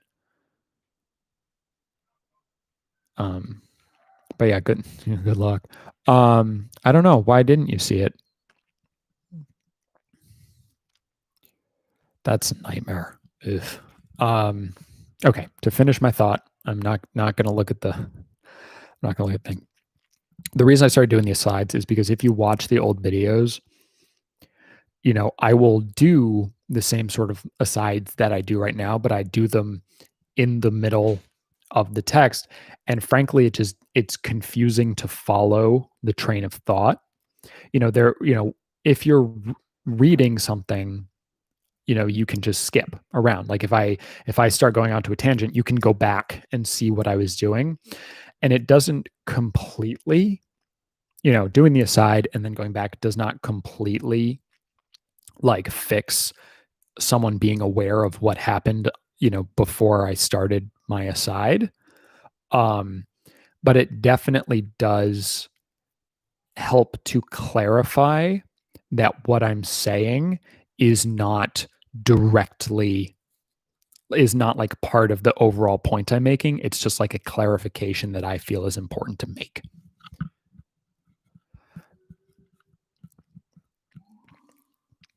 Just write fiat currency just over and over again. And then, like cryptocurrency is the future, blah, blah, blah, blah, blah. Antkind could never be a movie. It could possibly be a series, but I think it would be terrible as one. Because so much of it is about not, it's just like it it could exist if it had a budget of $1 billion. And if the budget was any less than $1 billion, um,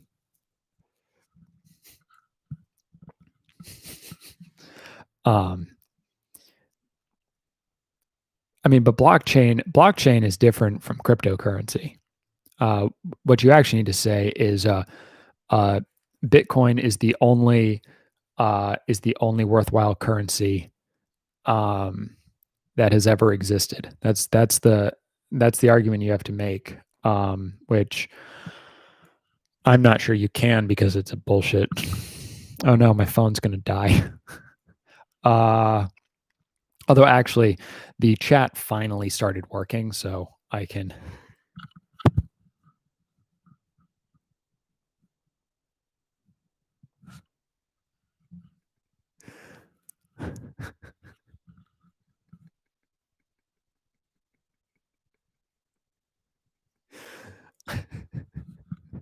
Fair enough.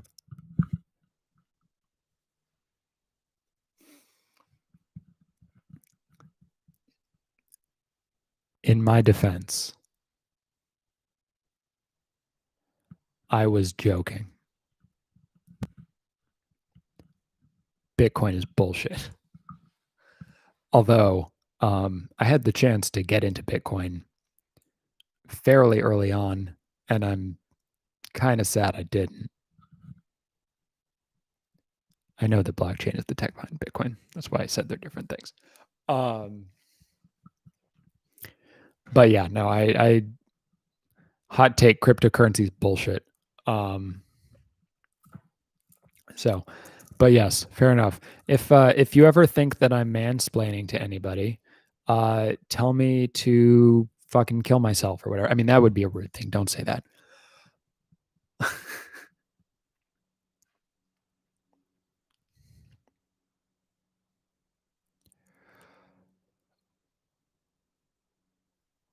Uh, so Tony, maybe. Um, is the answer. Um, it, I by this point you really should know how to make me feel bad. Like anyone who has watched every single one of my videos should know like whatever they have to say to like really like psychologically damage me. Um, but yeah, uh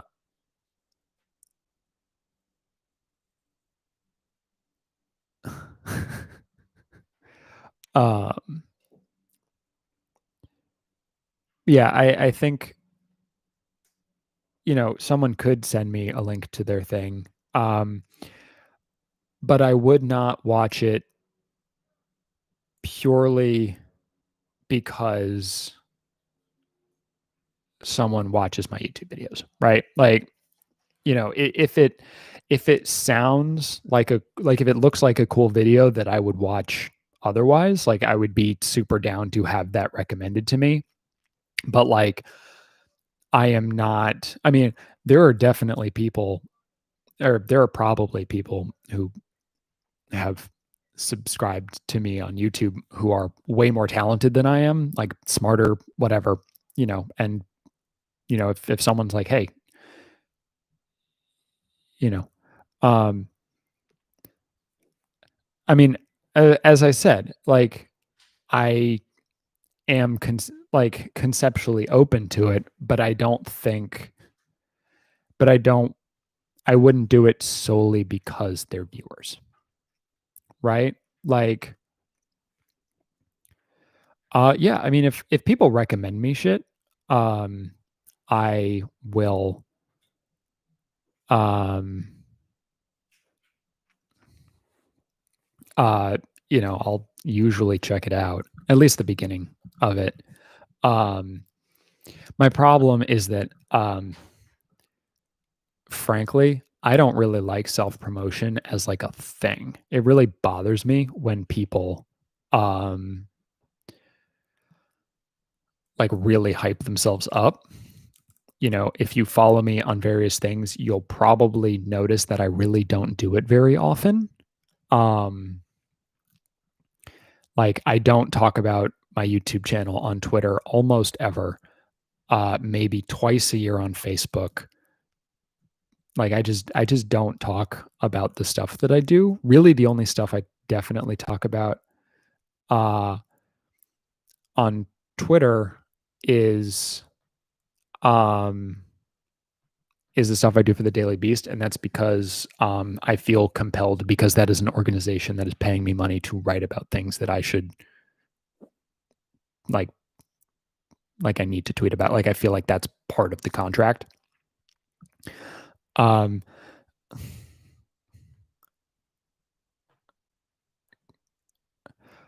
yeah. Yeah, no, I mean that is what you're supposed to do. That is uh here's a deep cut.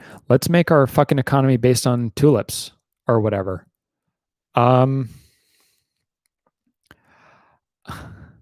that's an interesting question. And I've never really thought about it. I guess sure. Feel free to send me a Facebook friend request. Uh and as long as you're not weird, whatever. And if you start getting weird, I'm gonna unfriend you. That seem fair? Um, it is weird that a lot of people confuse the Daily Beast for the Daily Caller. Um, aw, thank you, D. I appreciate that. I know that was the joke. That's why I said um, I don't use Facebook consistently, but I do use it. Um, I use it. I have a few friends who I want to check out. I mean, frankly, if I use Facebook Messenger and I use Spotify attached through my Facebook account, if both of those things were not attached through Facebook, I would probably delete my account. But yeah, D, take care. I appreciate you coming. You're always welcome at our live streams, which are super fun. Um, yeah, I mean, so here's the thing. Here's how I feel about this. You know, if someone comes to the live streams, if someone talks in the um if someone talks in my comments, someone, whatever, Twitter, Instagram, whatever. I don't post on Instagram very often, but like, let's say Willow. If Willow wanted to send me a Facebook friend request, I would accept her Facebook friend request because, you know, I feel like at this point, there is like some humanity there, right? Um, and I mean, anytime anyone has ever messaged me on Messenger or on like Instagram or Twitter, and that happens every once in a while, someone will send me something like I will always read it and typically respond um, because I appreciate or email me. Like I appreciate it when people um, reach out, right? Like that means something. Um, but responding to a DM is different than like being a Facebook friend. I mean, the reality is Facebook for me, almost everything I post on Facebook is public. Like I don't really post things that are private for friends. And if I did, I would not. Yeah. And that's fine. I appreciate it.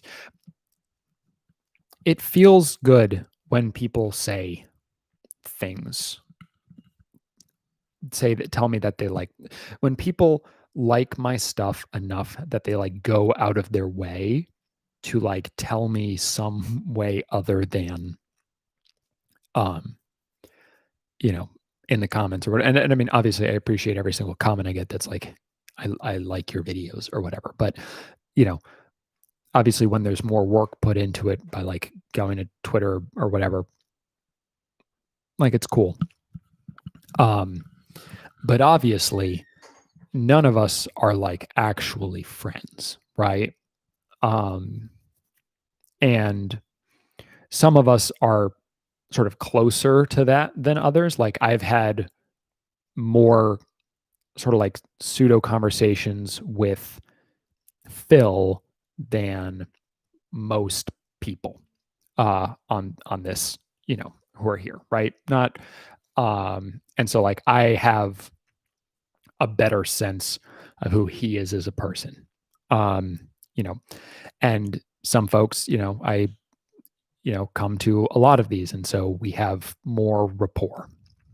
Um, and so like, when it gets to the point where I feel like I have some sort of sense who a person is, then it's like, yeah, sure, fuck it. But I don't know. Did I say anything? I feel like I didn't actually. I feel like that was just nonsense. I feel like literally nothing came out of whatever the fuck I just said. Like that seems um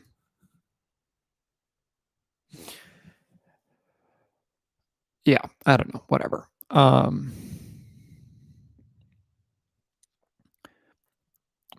point is, tulips are a weird form of currency.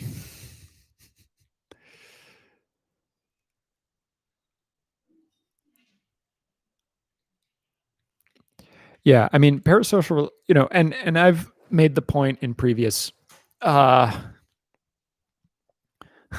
previous things that like this is not technically parasocial, because the requirement of a parasocial relationship is that the person has no idea you exist, and by virtue of you coming to these, I know you exist, but that doesn't mean that these aren't ultimately one-sided. Um, you know, so it's complicated.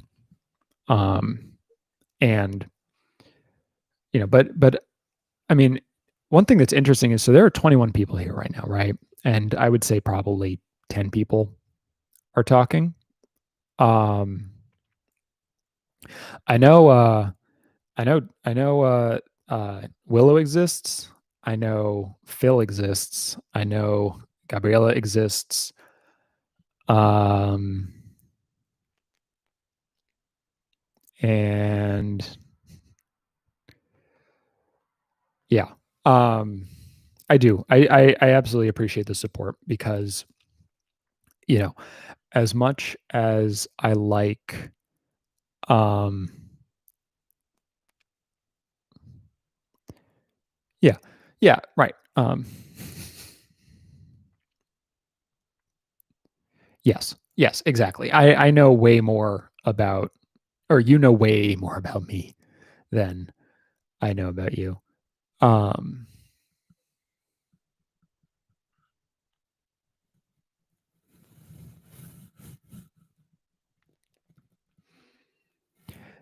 yeah, it's like parasocial, adjacent, I guess. And but it again, it depends, right? Like, um, it depends on the person, and the longer someone is here, the closer to serious it.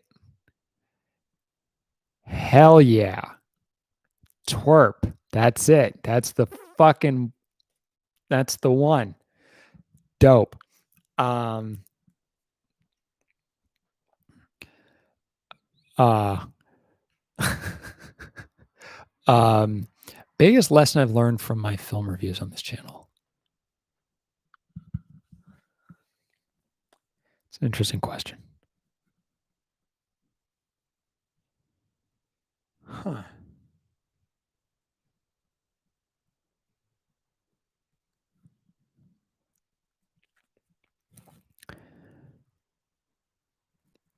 People really hate it when you don't talk about the movie.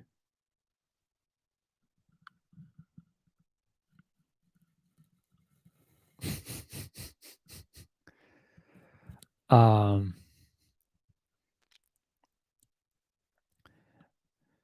like, also, people hate my face. Not everyone. I'm assuming. I'm assuming if you're here, you don't hate my face. You might not like. You know, it might not be your, in your top 5 faces or whatever, but like, presumably you're fine with it, at least. Um, and but like, man, so many people fucking hate it. uh, but no, I mean, people get really mad at me that like I don't talk about. Um, thank you. I'll take it. It's a good looking dude. Um,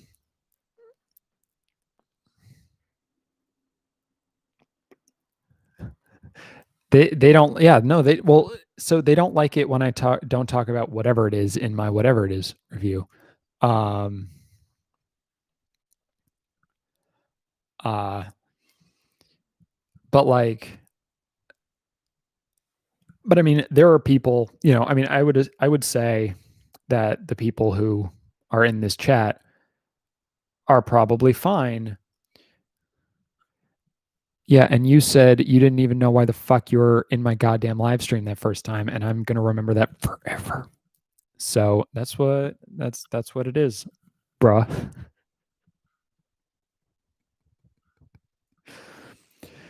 Um, Thank you. I appreciate it. I think my face is fine. Some fucking guy. So I take screenshots of.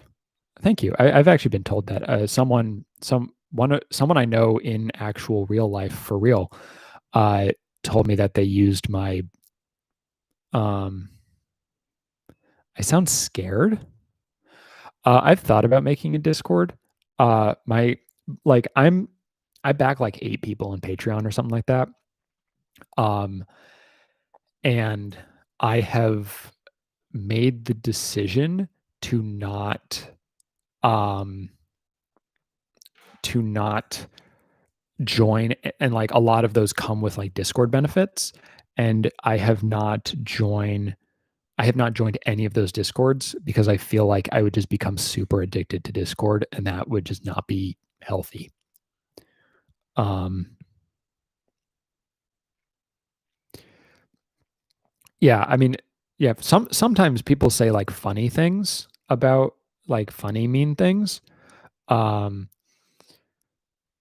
I can't do that because my girlfriend would also be in the bed and she wouldn't appreciate it. So here are some mean comments that I've gotten recently. Nope. Where are we? Oh, so to the previous point, you're a horrible reviewer. You didn't talk about what's actually in the movie. Worst 11 minutes of my life.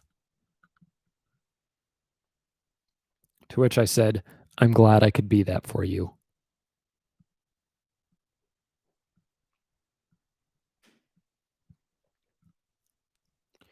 Oh, this one was really good. Um, This guy strikes me as what happens when the parents have no control, the type of kid who is allowed to constantly be the center of attention and never told when enough was enough. He's hard to listen to and look at. What's all the face contortions about? More attempts at getting attention. Very unattractive for a grown man. If he liked Parasite so much, he should love facing this truth.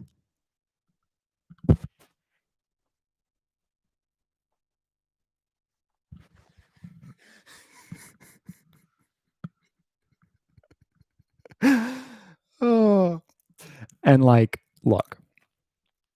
Um, and so here's what I said to that. This is obviously a pathetic ploy for attention from someone projecting real hard, but hey, you got my attention for a few minutes. Congratulations. Too bad you'll amount to even less than me, huh?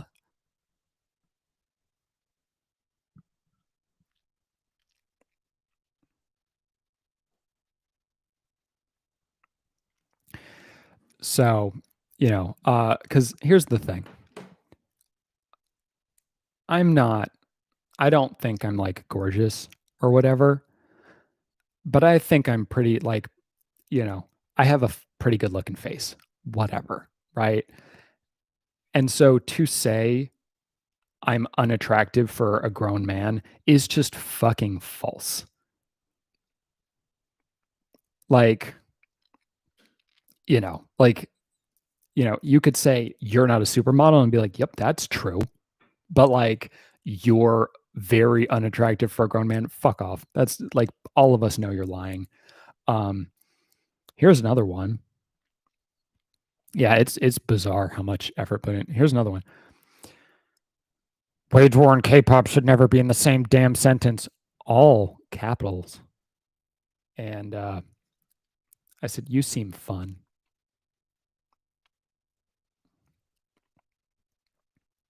Uh, CK and Sloss are both brilliant in their own way. Oh, and fuck political correctness. To which I said, lol, bye. Um, this one was just really funny. I actually think I posted this on Twitter because I, it was just super funny.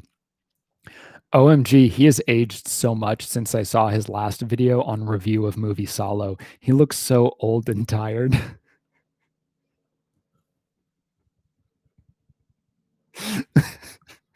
which is just which is just very funny. Um, that was on my election video, which I think I did look pretty tired on that.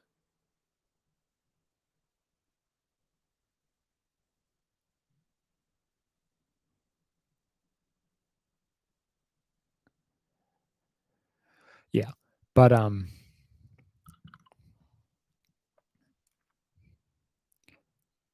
thank you, folks. I appreciate it.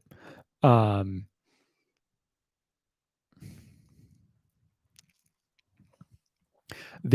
you'll know that I've really so I've actually I've thought about this since we're talking about how attractive I am or whatever. Um should I should I review like a Chloe Ting 2 week shred? Should I fucking try to get a six pack so I can put that in the thumbnail? If we're being honest, my ab muscles are already visible. Um, but you know, it'd be funny.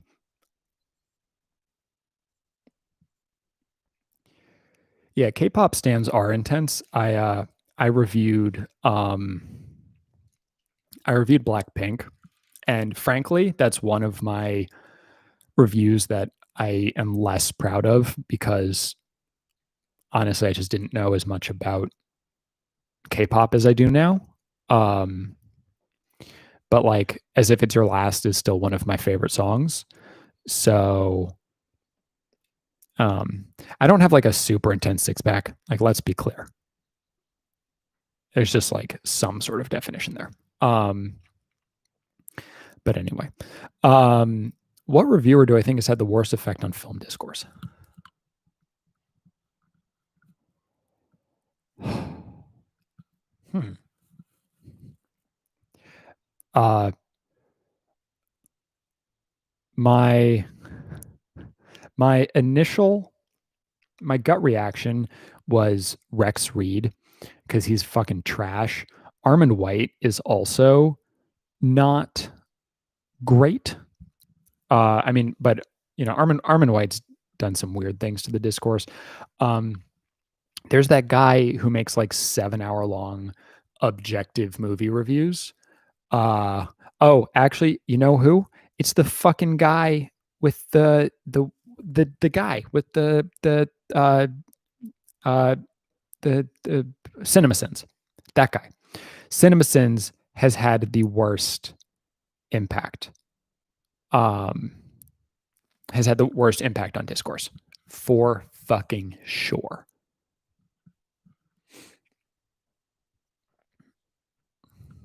Yeah, objective reviews as a concept are just ugh. Like I used to enjoy CinemaSins videos, but like you know, and they've gotten just like longer and meaner and less funny as time has gone on. But regardless, those um you know, just like that as a concept. Oh, nostalgia critic. Oof, yeah. Maybe the nostalgia critic actually, because of the precedent that he set. Cinema Sins and Nostalgia Critic actually, I think together are the answer to that question. Um, because like the Nostalgia Critics thing is like, I'm gonna show you footage and then say like, so here's my problem with YouTube reviews in general, or what people call reviews, is that a lot of them are just like showing you the movie and then just summarizing it and like you know making a joke here and there and it's like that's fine I guess but that's so far from a review and also you know it's just like you have to be really good for me to enjoy that um you know the only person who I like genuinely enjoy doing that is Pyrocynical and that's because the way he edits shit is just wild enough to make it funny um but like you know someone like Elvis the Alien or whatever it's like this is fucking boring. Like, I'm glad you get like 3 million views on every single video, but also fucking why? Like, like seriously. Um, I don't get it. But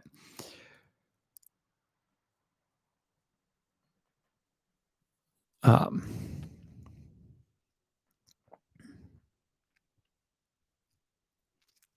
I've never watched a Chris Stuckman music video movie review, or maybe I watched half of one.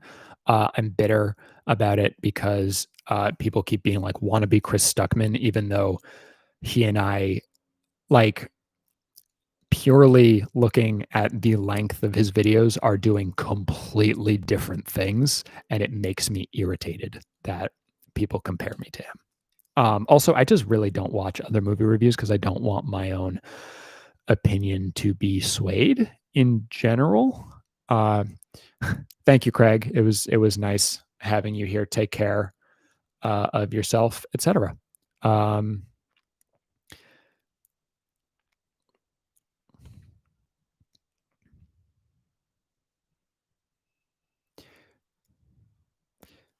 yeah, no, like I know that, like, what we do is just like fundamentally different. And it's fine to have um my thing about reading, the kinds of reviews I like reading, or that I tend to read, are that's true. It's what I get for being a white guy with a beard. Um, it's very much my fault.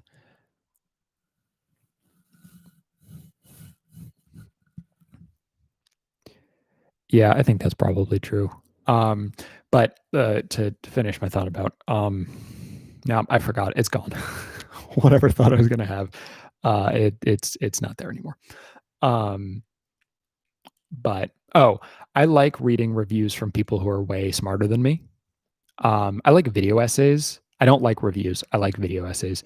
And yeah, Scaredy Cats is a fun review channel. I actually pitched my channel to be on the eyeball zone, but I didn't read the instructions properly, so I don't think I will ever be featured on the eyeball zone, which is kind of too bad. But I like Thought Slime. Um, and Scaredy Cats is fun.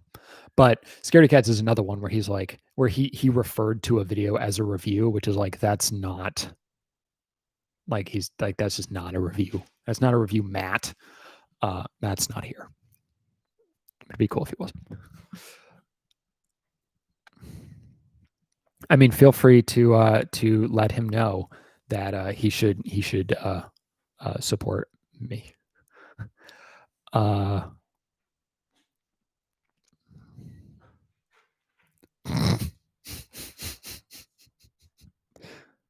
nice, nice, Brian. Um, Curio. I don't actively watch Curio. Let's see. Uh, Part of my problem. So one thing that's important. Uh, ooh, about Zack Snyder. Um,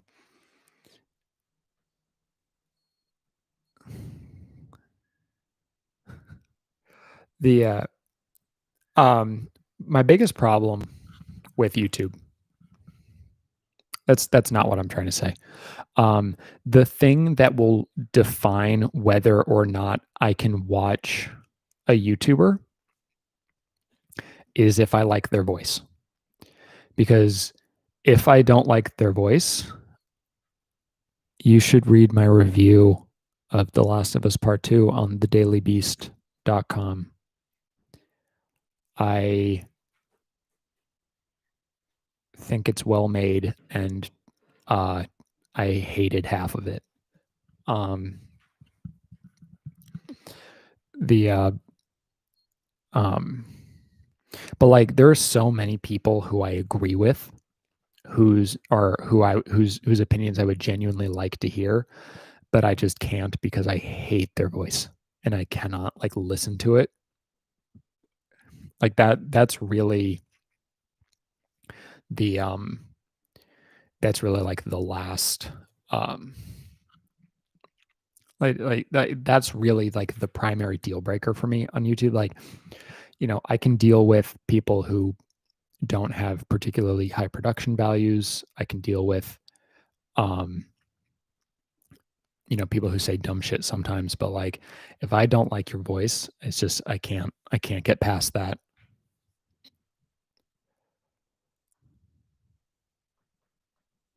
Um Example. Ugh.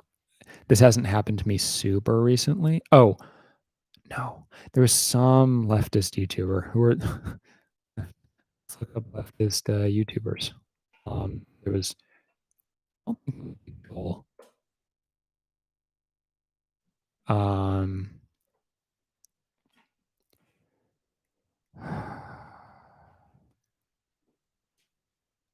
was it? Yeah, I'm like not remembering. No, it's literally like the tone of the voice. I have really sensitive ears. Um like if I hear like certain frequencies, like I literally start twitching. Um and so like it is like purely like what is the what is the sound of the voice? And if it hits me wrong, it's just like, yes, it is possible that I could get past it, but I can't even try. I don't know, it might be. Um, but it's just it makes the world like, and most of the time it sounds that like most people hate. So like, but like if I hear like nails on a chalkboard, like literally like that, like it involuntary, like I feel something here and I like have to get rid of it. It's really unpleasant. So yeah, ugh, ugh, yeah, I hate it. Um, oh shit, we've been doing this for 2 hours and the other one was 15 minutes long. So we've been doing this for 2.5 hours, folks. Uh, so let's a couple more questions. Does anyone have a thing that they've ever wanted? Yeah, yeah, for sure. And anyone have a thing that they've always wanted to ask me that they just never have? As we've established, I will. Uh,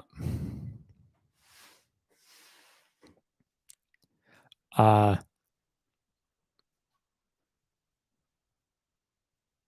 God damn it, fucking people, fucking. So, if we follow KS, if we follow the last person who did this, you're going to be doing fucking fan art of me in 6 months. Um,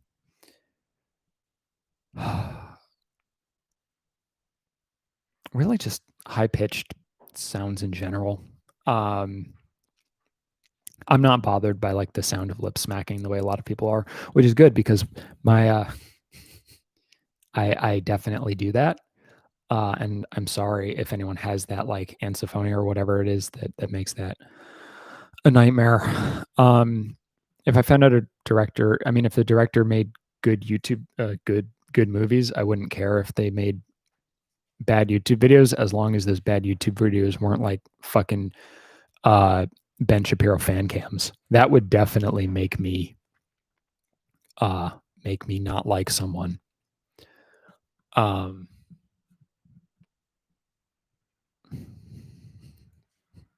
yeah, I metal music. So I don't like when it comes to metal music. I don't like sort of non-melodic or like really technical metal.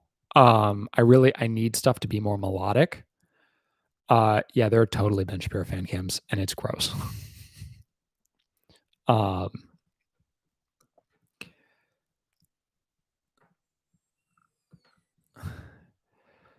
yeah, right. Yeah, I mean, ugh, Ben Shapiro's fucking existence is so pathetic. Uh, I would love to go to a Rammstein concert. Um, Rammstein was like my favorite band in middle school. um, that's some real nostalgia for me. Um,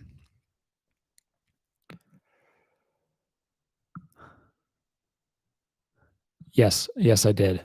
Um, yeah, I mean, he's such a, he's so pathetic. Um, are we talking about like Amon Amarth? Like melodic death metal is Swedish. Is that Nordic? I love melodic death metal. It's like my favorite metal. It's definitely my favorite type of death metal. Amon Amarth is great.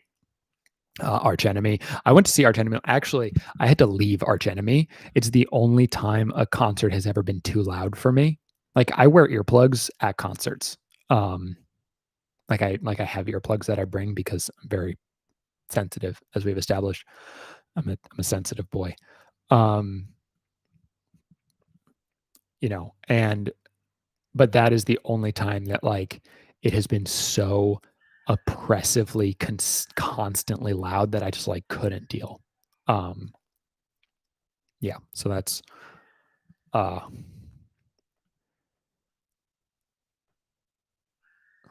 oh hi. You're here just in time for the end of the stream. Um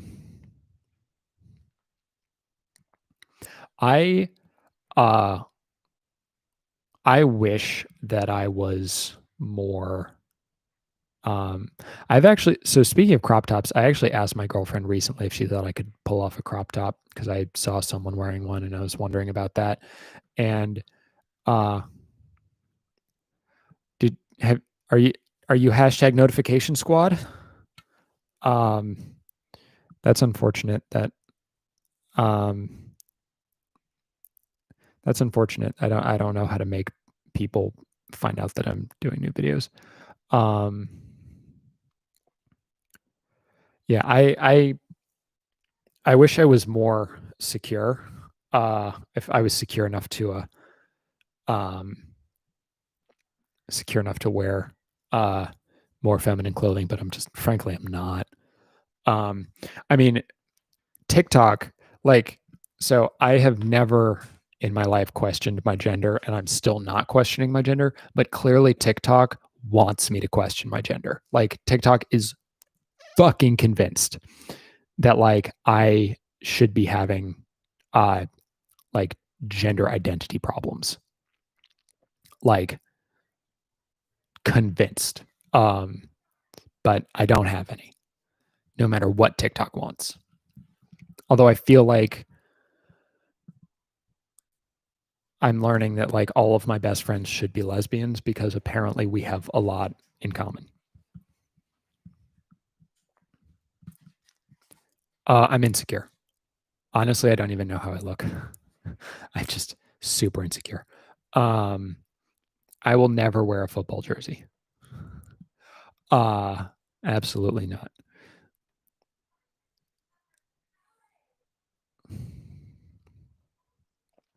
Yeah, I mean, TikTok shows me so much non-binary stuff. One of the cutest fucking videos I have ever seen um, is this one.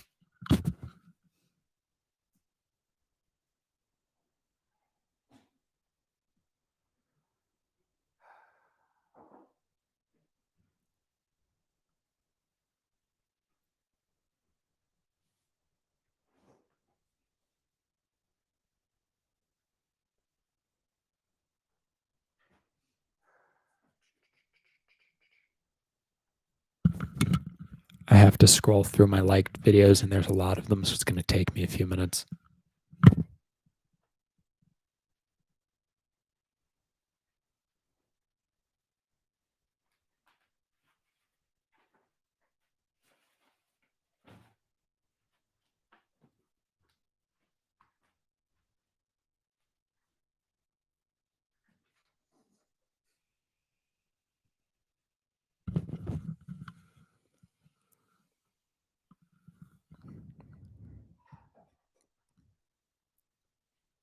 I mean, maybe it probably wouldn't hurt, but it's just a matter. Oh yeah, this. Okay, this fucking TikTok is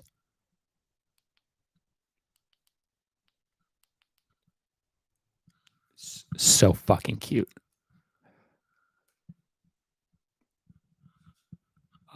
So I'm just going to read you. It says changing their name, uploaded with permission, hashtag LGBT name change, whatever.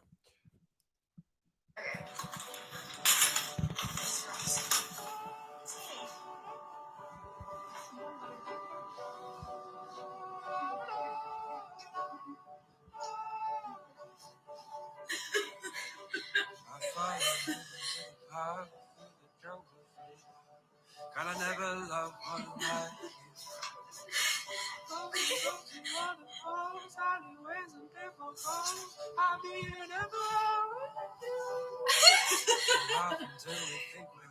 We haven't done it yet. You're gonna do it, but we're gonna do it with you and pay for it. And I thought you could sign it with the new fancy pen. You're okay with doing it, right? Yeah, okay.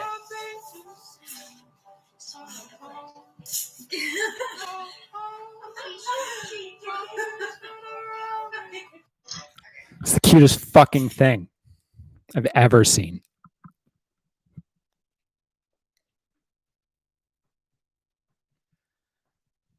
And showing that is probably going to get this video fucking like ad dinged, which is annoying.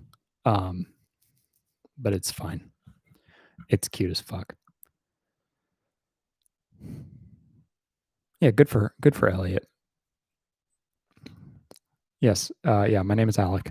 Yeah, it's so fucking cute, right? Like I love that video. Like I almost cried the first time I saw it.